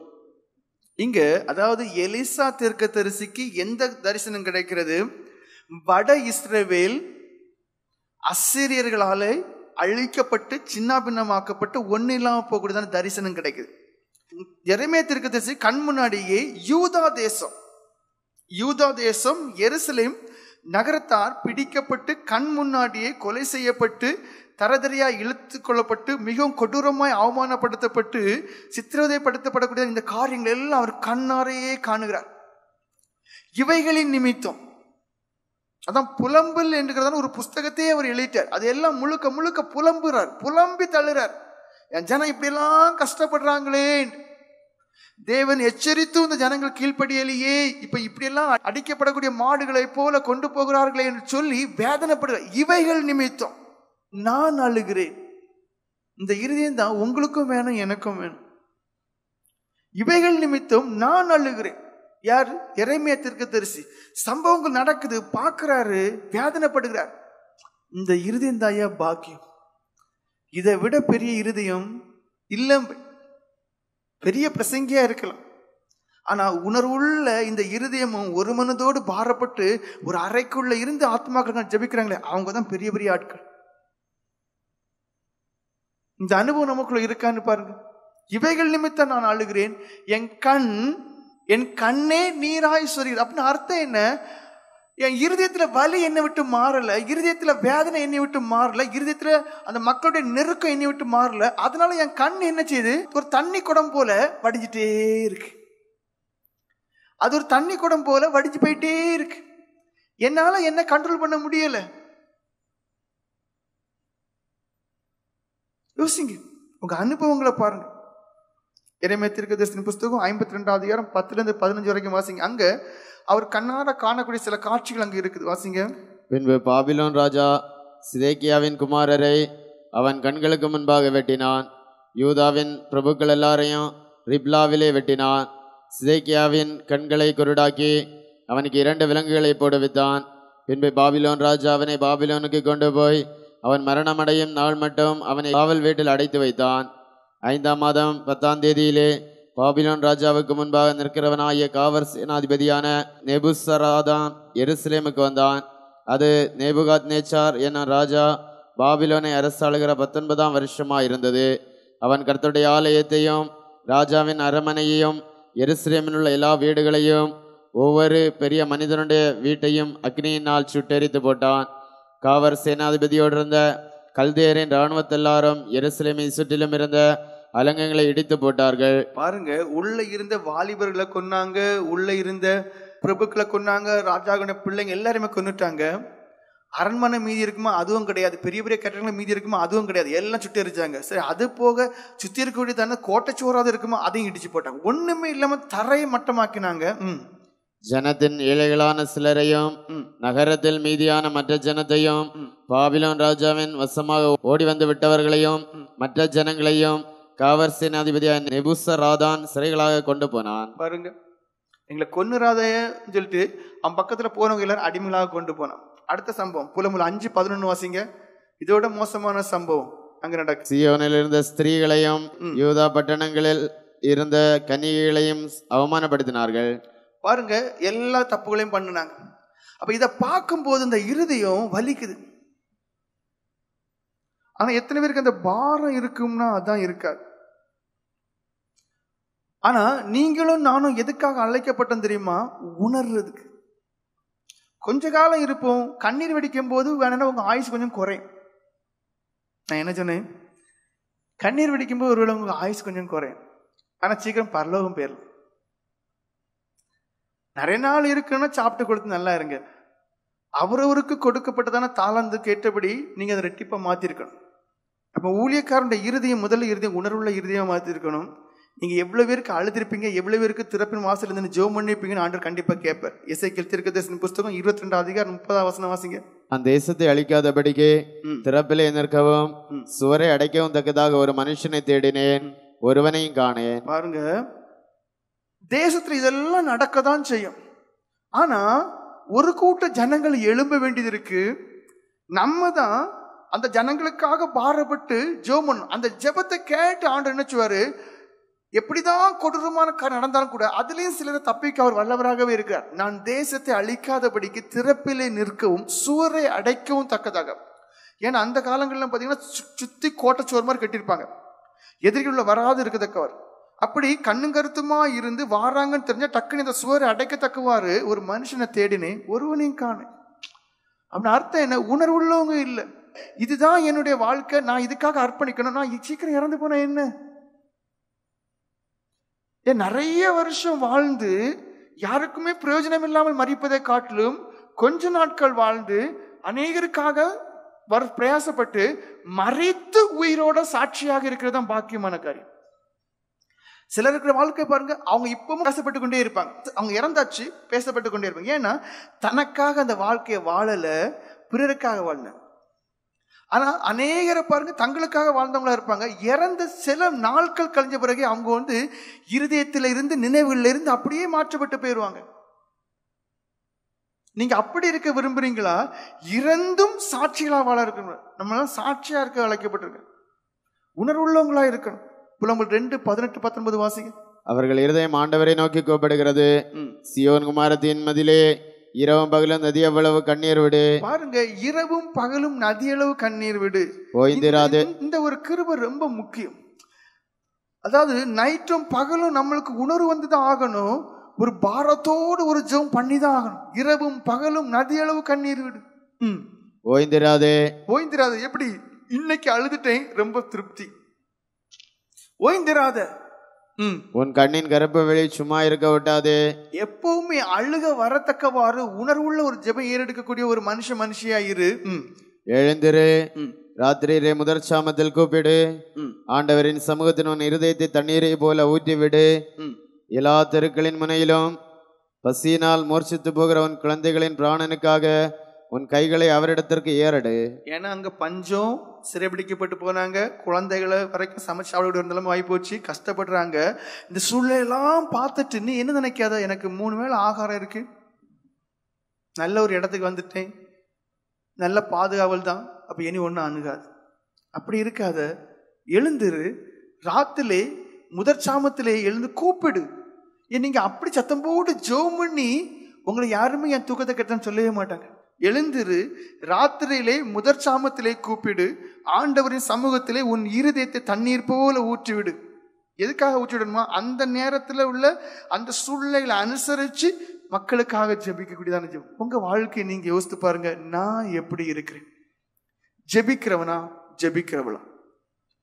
ஜெபிக்கிற ஒரு ஊழியக்காரனா, ஜெபிக்கிற ஒரு ஊழியக்காரியா? அல்லது ஜெபத்தையே ஒரு வேண்டாம் வெறுப்பா பார்க்கக்கூடிய ஒரு ஊழியக்காரனா, ஊழியக்காரியா? என்னால ஜெபம் பண்ண முடியல, என்னால ஜெபம் பண்ண முடியலன்னு சொல்லக்கூடிய ஊழியக்காரனா, ஊழியக்காரியா இருக்கீங்களா? ஐயோ எனக்கு ஜெபம் பண்ண நேரம் பத்தல, இன்னும் ஜெபம் பண்ணணுங்கிறதான தாகம் வாஞ்சியும் இருக்கக்கூடியதான ஊழியக்காரனா, ஊழியக்காரியா? ஜெபம் பண்ணும் போதெல்லாம் ஒரு நெருக்கம் உங்களை நெருக்கி ஏவக்கூடியதான அனுபவம் உள்ள ஊழியக்காரனா, ஊழியக்காரியான்னு பாருங்க. சிலருக்கெல்லாம் பாத்தீங்கன்னா சில நேரங்கள் ஜெபம் பண்ணா அந்த ஜெபம் பண்ணிட்டுதான காரியங்கள் எல்லாம் உங்களுக்கு நெருக்கம், உங்களுக்கு மூச்சு முட்டின மாதிரி இருக்கும். ஏன்னா ஒண்ணுக்கு ஜெபம் பண்ணி பார்ப்பீங்க, அடுத்த ஒரு காரியம் வரும், அடுத்த ஜெபம் பண்ணுவீங்க, அடுத்த காரியம், அந்த இறுதியும் அந்த மூச்செல்லாம் முட்டின மாதிரி இருக்கும். அவ்வளவுக்கு ஒரு நெருக்கத்துக்குள்ள உங்களை நடத்துவார். சிலருக்கு பாத்தீங்கன்னா ஒரு ஜெபாபியும் இருக்காது, ஒரு விண்ணப்ப சிந்தனையும் இருக்காது, ஒரு வேண்டுதல் பண்ணக்கூடிய இதயத்தின் உணர்வும் இருக்காது. ஆனா ஜெபம் போறவங்களுக்கு பாத்தீங்கன்னா இன்னும் ஜெபம் பண்ணணும், இன்னும் ஜெபம் பண்ணணும், இன்னும் ஜெபம் பண்ணணும் தோணும். ஜெபம் பண்ண இருந்தாலே பல காரியங்களை குறித்த விண்ணப்பம் நெருக்கி ஏவும் அவங்களுக்கு எழுப்பி போகவே தோணாது.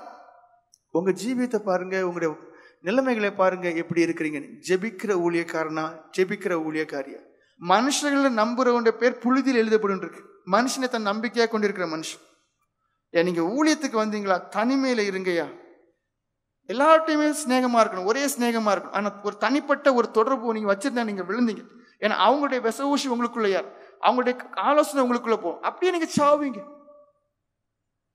அப்படியே நீங்க சாவீங்க. கூட்டுக்கட்டுனால சாவுறீங்க, வெளி தொடர்புனால சாவுறீங்க. ஒரு சிலரை பாருங்க, வெளியில தான் பயங்கர கூட்டுக்கட்டு, அவங்க மேல அளவுக்கு அதிகமான அன்பும் ஸ்நேகமும் கொடுக்கல் வாங்கலும் பாசமும் சிரிப்பும் களிப்பும். ஆண்டவர் கூட இருக்கவே மாட்டார்.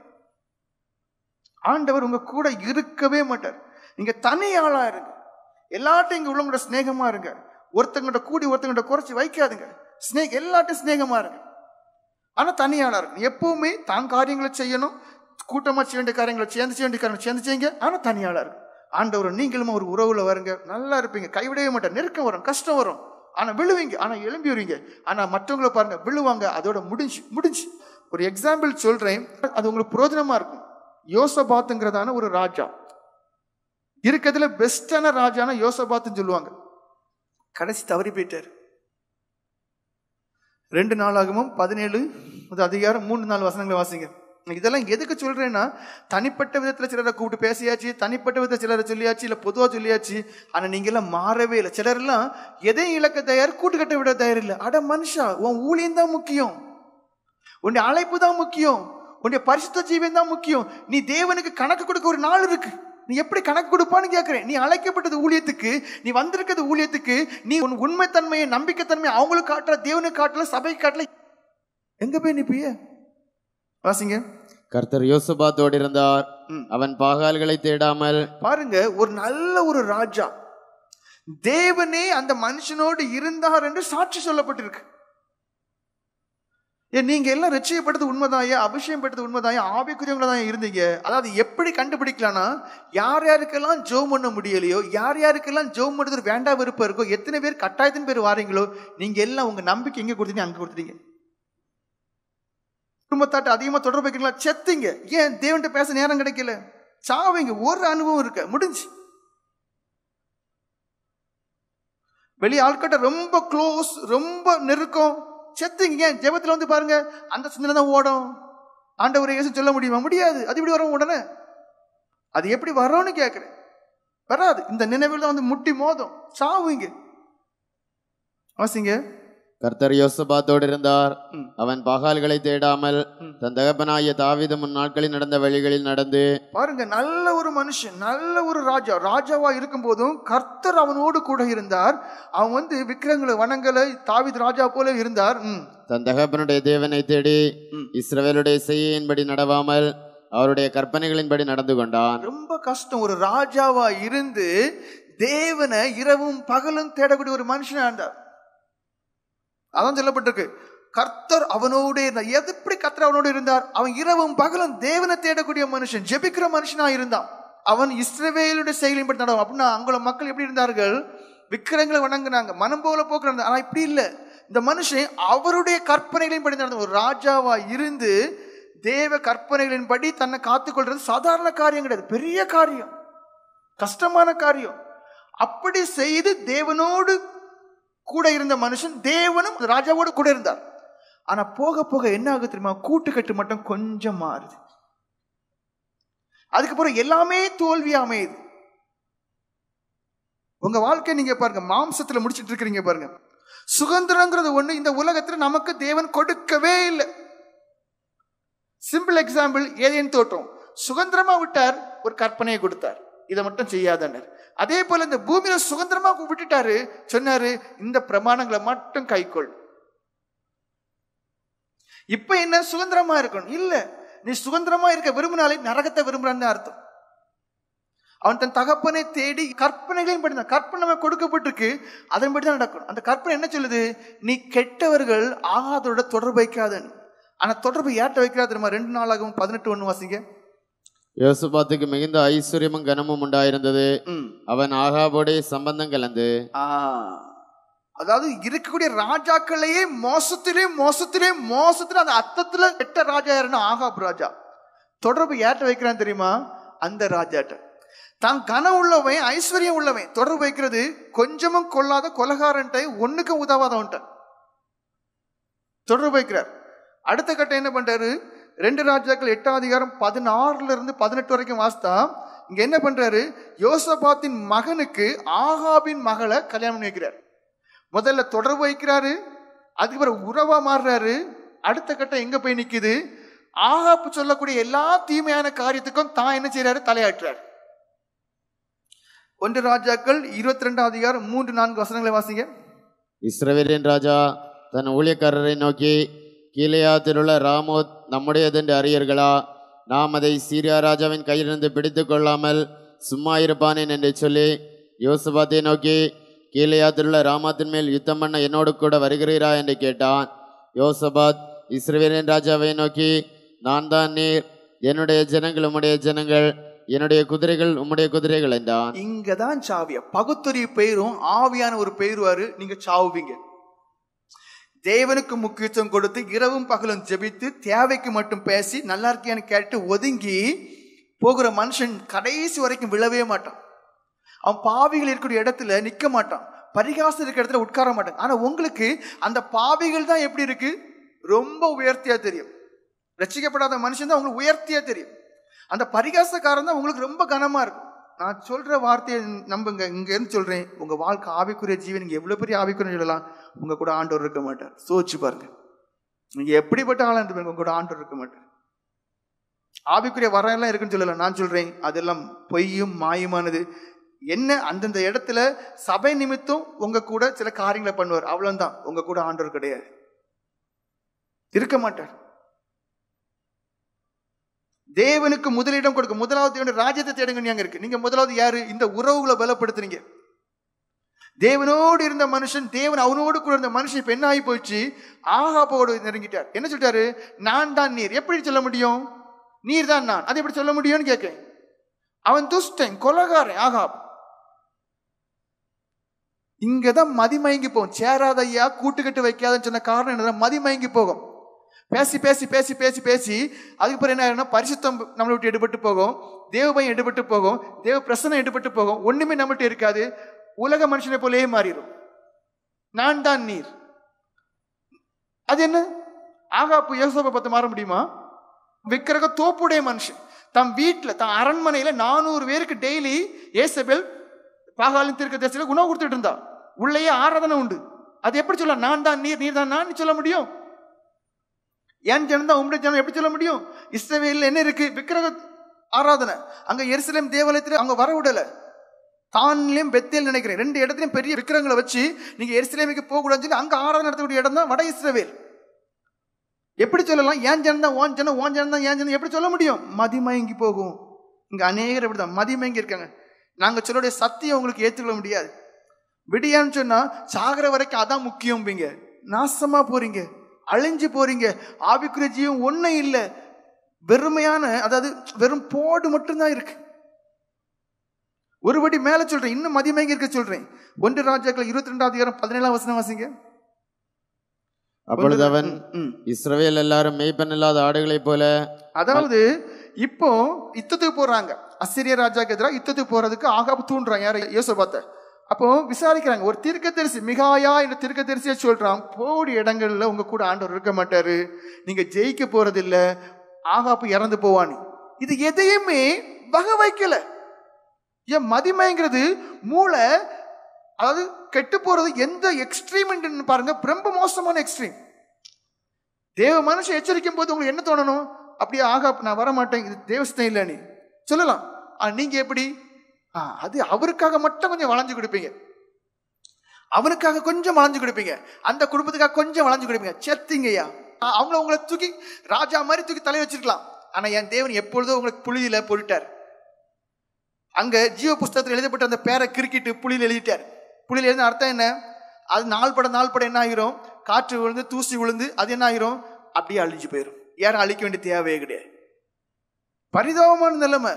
தேவன் கூட இருந்தார் என்று சொல்லப்பட்ட மனுஷனுக்கு தேவனுடைய வார்த்தை அறிவிக்கூடிய மிகாய்க்கு கீழ்ப்படிய முடியல.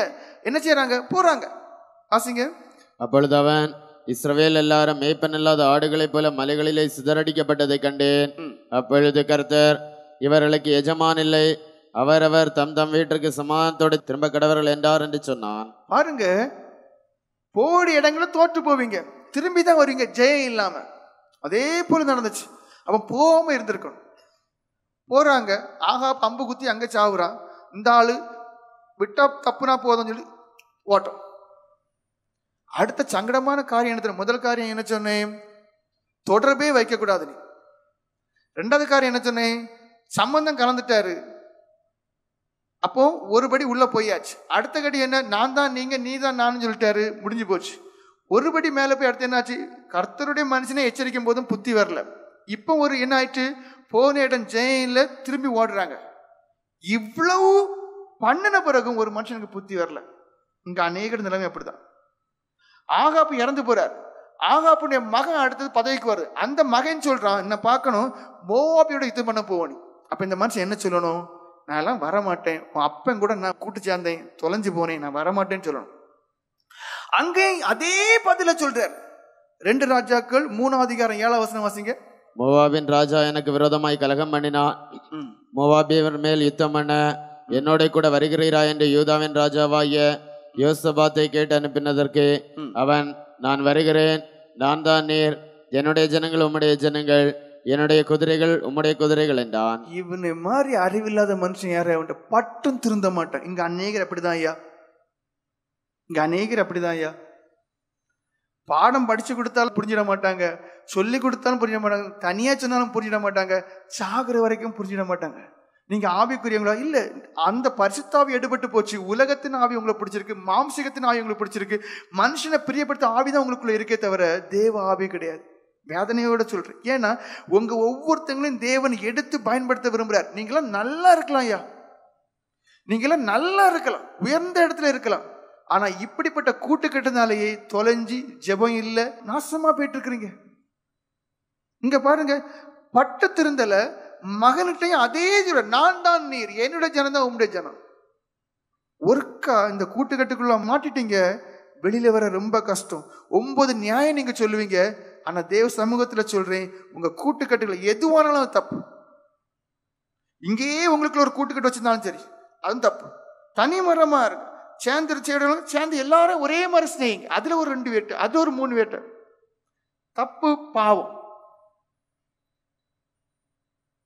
தப்பு பாவம், தேவன் கூட இருக்க மாட்டார். என்ன ஆகும், மூளை மழுங்கி நீங்க செய்யறதெல்லாம் சரிமா இருக்கும். அதே தப்பு எங்க பண்ற, நான் தான் நீர், என்னுடைய ஜனம் தான் உன்னுடைய ஜனம். 2 ராஜாக்கள் 3ஆம் அதிகாரம் 8-9 வசனம் வாசிங்களா. எந்த வழியாய் போவோம் என்று கேட்டான். அதற்கு அவன், ஏதோ வனாந்திர வழியா என்றான். அப்படியே இஸ்ரவேலின் ராஜாவும் யூதாவின் ராஜாவும் ஏதோமின் ராஜாவும் சேர்ந்து போனார்கள். ஆனாலும் அவர்கள் 7 நாள் சுற்றி திரிந்த போது அவர்களை பின் செல்கிற இராணுவத்துக்கும் மிருக ஜீவன்களுக்கும் தண்ணீர் இல்லாமற் போயிட்டு. பாருங்க, அதாவது இப்ப இருக்கிற மாதிரி ஹெலிகாப்டர்ல போயோ வாகனத்துல போயோ அவங்களுக்கு தண்ணி கொடுக்க முடியாது. அவங்க 7 நாள் நடந்து போனது மிகப்பெரிய தூரம்.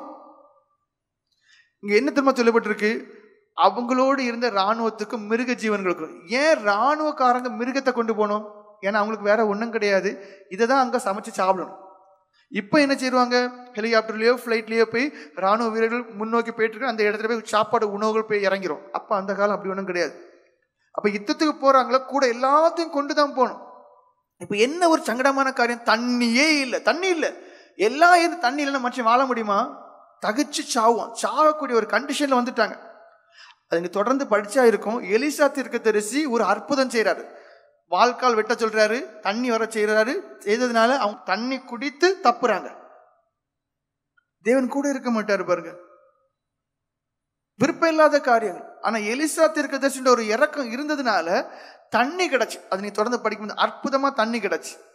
ஆனா இதுலயும் தேவன் அவங்களுக்கு ஜெயத்தை கொடுத்தாரானா, ஜெயமே இல்லை. 2 ராஜாக்கள் 3ஆம் அதிகாரம் 26-27 வாசிங்க. இவ்வளோ கஷ்டப்பட்டு போய் அங்க ஜெயித்தாங்களானா கிடையாது, வாசிங்க. யுத்தம் மும்முரமாகிறது என்று மோவாபியரின் ராஜா கண்டபோது அவன் ஏதோமின் ராஜாவின் மேல் வலிமையாய் விழுகிறதற்கு பட்டயம் உருகிற 700 பேரை கூட்டிக் கொண்டு போனான். ஆனாலும் அவர்களால் கூடாமற் போயிற்று.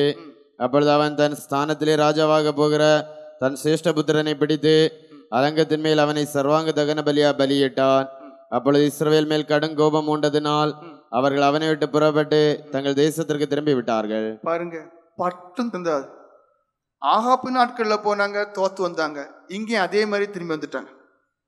அப்போ தேவனோடு இருந்த மனுஷன் மிகாயா என்று தீர்க்கதரிசி சொல்லியும் கேட்கல, ஆகாப்பு கூட போய் தோத்து வந்தாரு, திரும்பவும் புத்தி வரல, திரும்பவும் ஆகாப்புடைய மகனோடு தொடர்பு வைக்கிறாரு.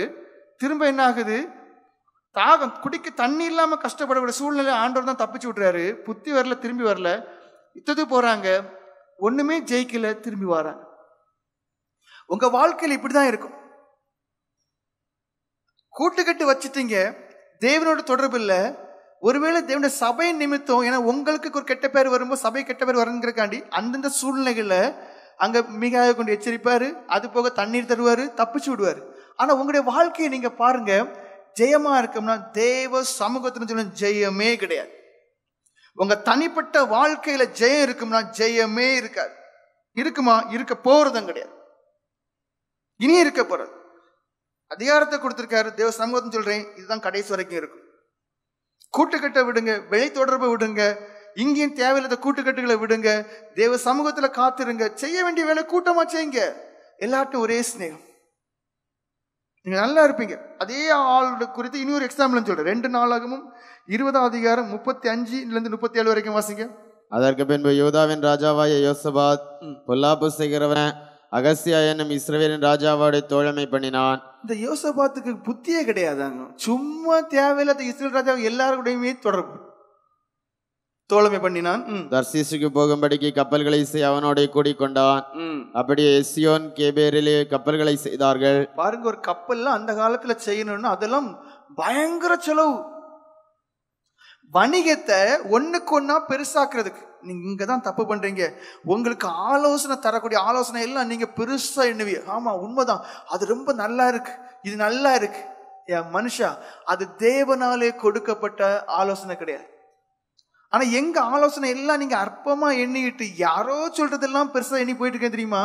அது உங்களுக்கு ஆசீர்வாதமே இருக்கு. வேணா நீங்க ஞானம் உள்ளவங்களா இருக்கலாம், அறிவு உள்ளவங்களா இருக்கலாம்.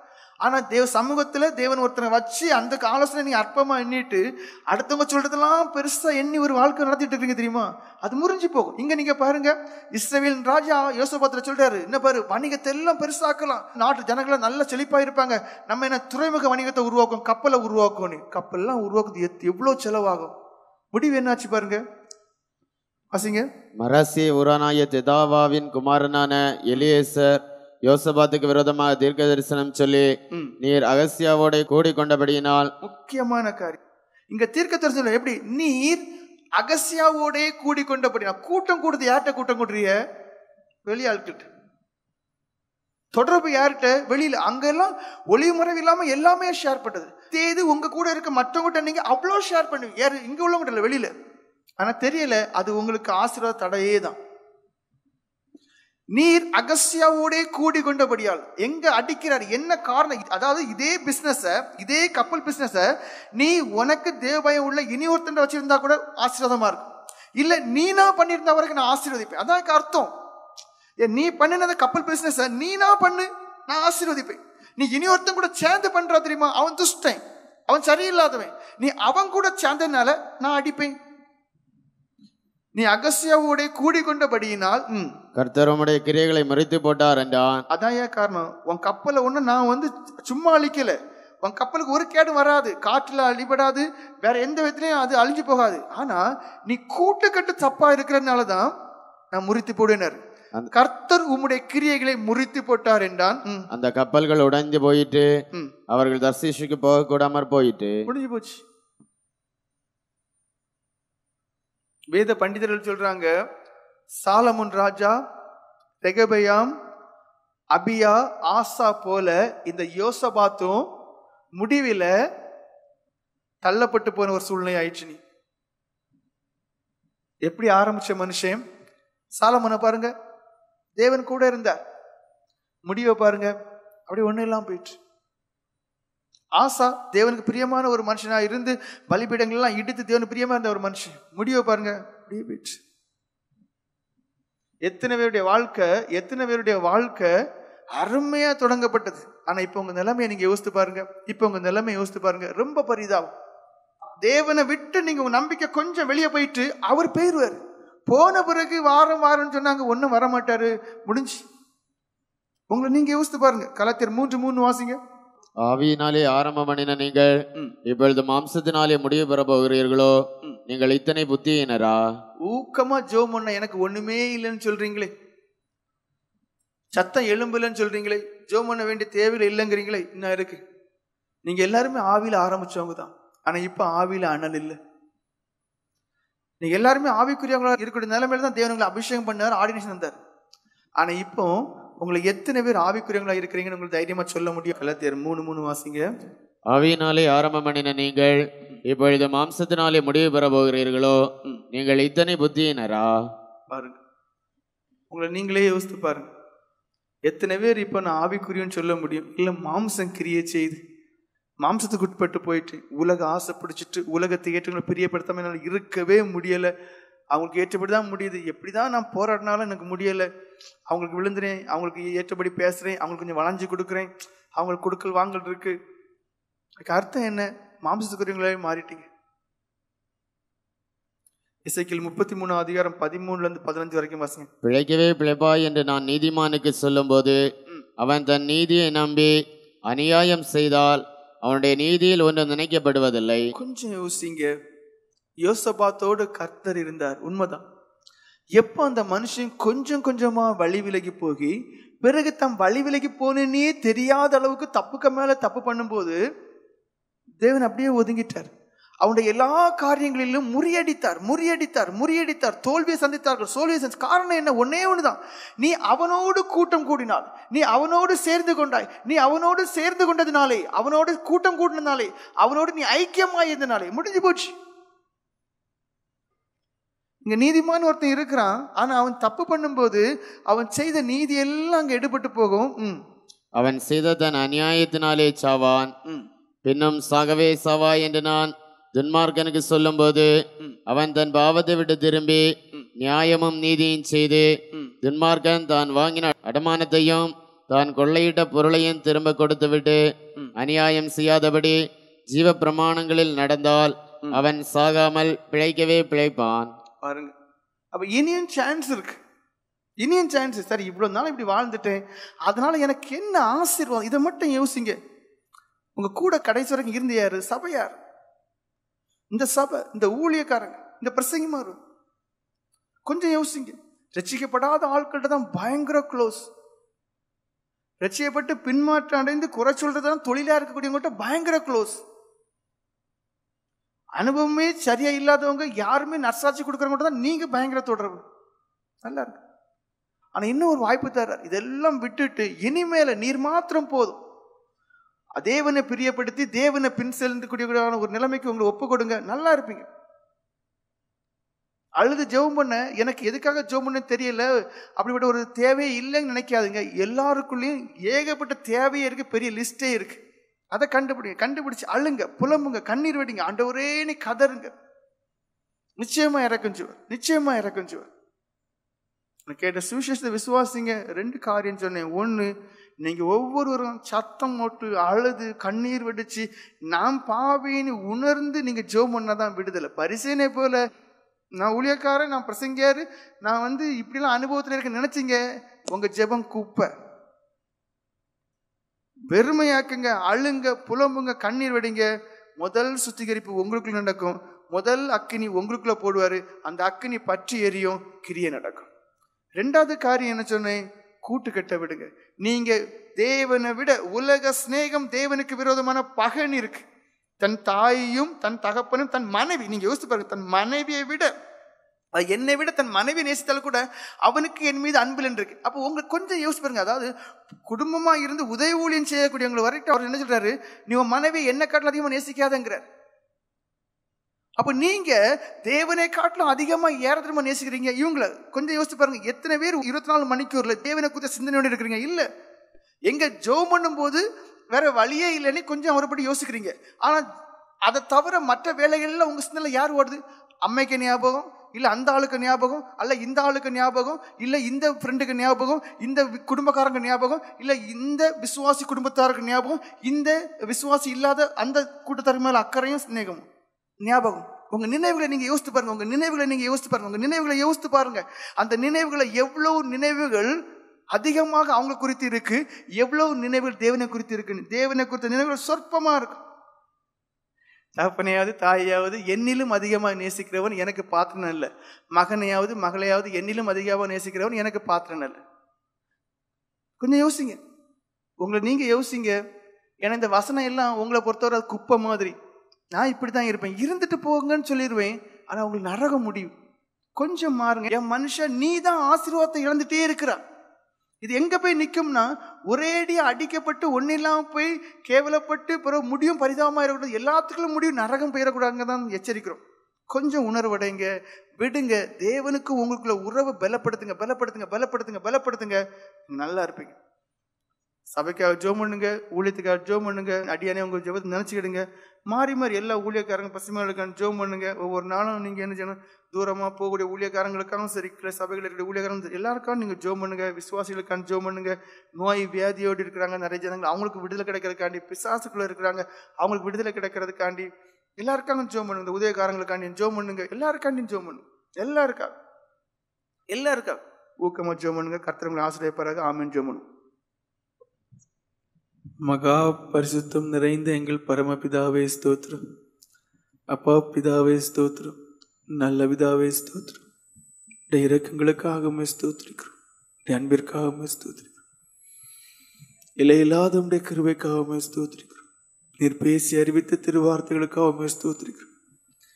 நீர் நடப்பித்த உணர்வுள்ள கிரியைகளுக்காகவே ஸ்தோத்திரிக்கிறோம்.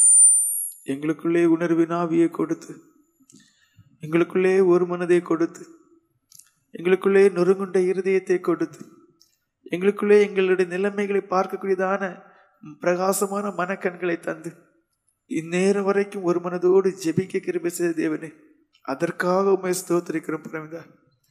என்னை நோக்கி கூப்பிடு என்று சொல்லியிருக்கிறீரே பரமிதா.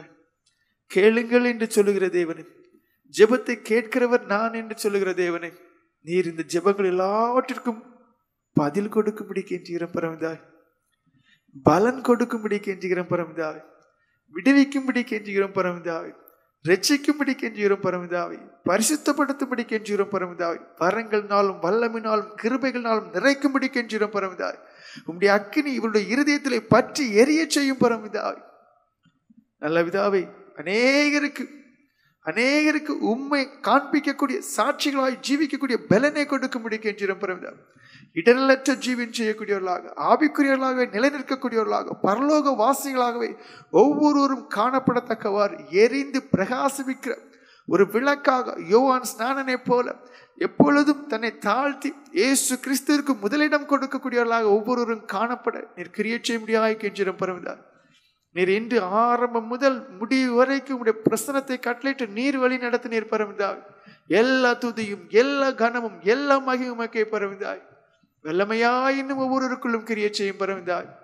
ஆதி சபையின் அனுபவத்தை அடைய ஆத்துமாக்களை அநேகமாய் ஆதாயப்படுத்த நீர் எங்களுக்கு அதற்கு ஏற்ற வரங்களையும் வல்லமையும் கிருபைகளையும் தரும்படி கெஞ்சிடும் பரமிதாவை. உம்முடைய ஊழியக்காரர்களுக்கு குணமாக்கும் வரத்தை நீர் கட்டளையிடும்படி கெஞ்சிடும். பிசாசுகளை துரத்தக்கூடிய வரத்தை கட்டளையிடும்படி கெஞ்சிடும். தீர்க்க தரிசனத்தை உரைக்கக்கூடிய வரத்தை கட்டளையிடும்படி கெஞ்சிடும்.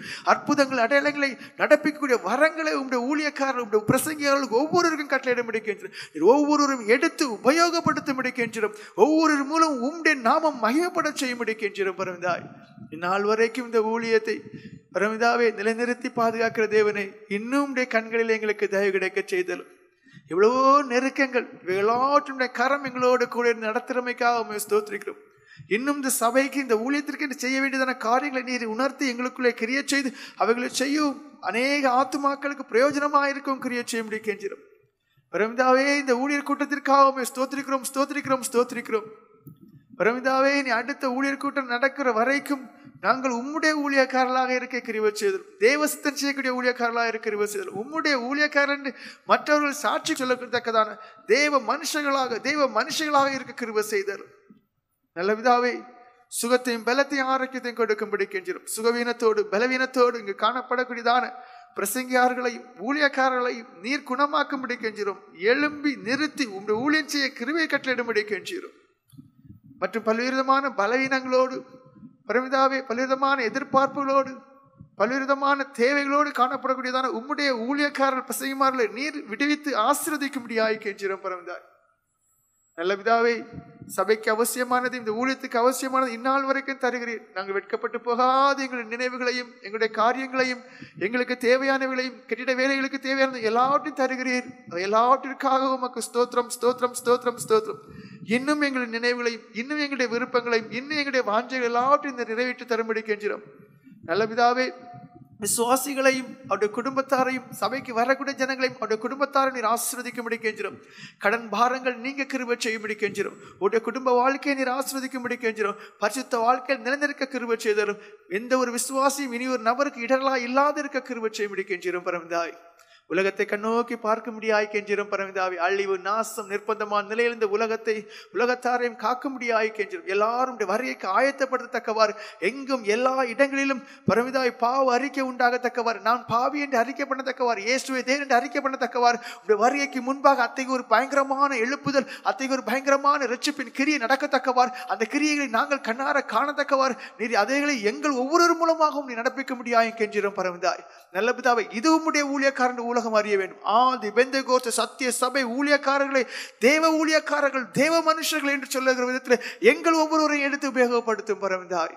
நல்ல விதாவே, உலகத்தை கண்ணோக்கி பார்க்கும்படி கெஞ்சிரும் பரமிதாவை. எத்தனையோ ஜனங்கள் உணவு இல்லாமல், உடை இல்லாமல், மற்ற பலவிதமான விதத்திலே கஷ்டப்படுகிறார்கள் பரமிதாவை. எல்லாருக்கும் இறங்கும்படி கெஞ்சிரும். இயற்கை அழிவிலிருந்து ஜனங்களை காப்பாற்றும், யுத்தங்களிலிருந்து ஜனங்களை காப்பாற்றும், பஞ்சங்களிலிருந்தும் பட்டினிகளிலிருந்தும் ஜனங்களை காப்பாற்றும் பரமிதாவை. நல்ல விதாவே, இதோ தூரமான இடங்களிலே யாத்திரைக்கு போகக்கூடியதான பிரசங்கிமார்களையும் ஊழியக்காரர்களையும் நீர் ஆசீர்வதித்து பாதுகாக்கும்படி கெஞ்சிரும். தடைகளே இல்லாதவனும் போய் சேரவும், இந்த இடங்களிலே நற்சாட்சியோடு, தேவபயத்தோடு, பரிசுத்தத்தோடு, ஆத்ம பாரத்தோடு ஊழியம் செய்து முடித்து பரமிதாவே இந்த விதமான தடையும் இல்லாமல் சுகமாய் பரிசுத்தமாய் வந்து சேரவும் கிருபை செய்யும்படி கெஞ்சிரும். ஒவ்வொரு மாதம் இங்கு உள்ளதான கிளை சபைகளுக்கு போகக்கூடியதான ஊழியக்காரர்களை நீர் அதே வண்ணமாயும் அதற்கு அதிகமாக நீர் ஆசீர்வதிக்கும்படி கெஞ்சிரும். ஆத்துமாக்களை ஆதாயப்படுத்த கிருபை கட்டளையிட்டரும். ஜனங்கள் ரட்சிக்கப்படத்தக்கவாறு ஒவ்வொருவரையும் எடுத்து உபயோகப்படுத்தியலும். ஜனங்கள் நோய் வியாதியிலிருந்து விடுதலை பெறத்தக்கவாறு ஒவ்வொருவரையும் எடுத்து உபயோகப்படுத்தியலும். பிசாசுகளை துரத்தி உங்களுடைய நாமத்தை மையப்படுத்தக்கவாறு ஒவ்வொருவரையும் உபயோகப்படுத்தியலும் பரமிதாவே. நல்ல பிதாவே, சபை எழும்பப்படத்தக்கவாறு, சபையிலே உடைய ஊழியக்காரர்களை எழுப்பி கிரியை செய்ய முடியாய் உடைய இரக்கங்களுக்காக கெஞ்சிரும் பரமிதாவே. அடியால் கேட்டதான காரியங்கள் சுருக்கம் பரமிதாவே. அவசியமான காரியங்கள், தேவையான காரியங்கள் ஏறால் எல்லாவற்றையும் தருகிறீர். இன்னும் தந்து தாங்கும்படி கெஞ்சிரும் பரமிதாவே. நல்ல பிதாவே, இந்த ஊழியர் கூட்டத்திற்காக ஸ்தோத்திரிக்கிறோம். இனி வரக்கூடியதான நாட்கள், நேரங்கள், நிமிஷம் எல்லாவற்றும் நீர் ஒவ்வொருவரையும் கண்மணி போல பாதுகாத்தலும், இன்று நடக்கக்கூடியதான மற்ற ஆராதனைகள், காத்திருப்புகள் எல்லாவற்றிலும் வல்லமையாக கிரியை செய்தலும், யாவர் மேலும் கிருபையாயிரும், இரக்கமாயிரும், அன்பாயிரும், தயவாயிரும். மீட்பர் இயேசுவின் நாமத்தில் ஜெபம் கேளும் எங்கள் அன்பு நிறைந்த பரமபிதாவே, ஆமேன். கர்த்தராகிய இயேசு கிறிஸ்துவின் கிருபையும் தேவனுடைய அன்பும் பரிசுத்த ஆவியின் ஐக்கியம் நம்மனோடும் சபையினரோடும் கூட இருப்பதாக. ஆமேன்.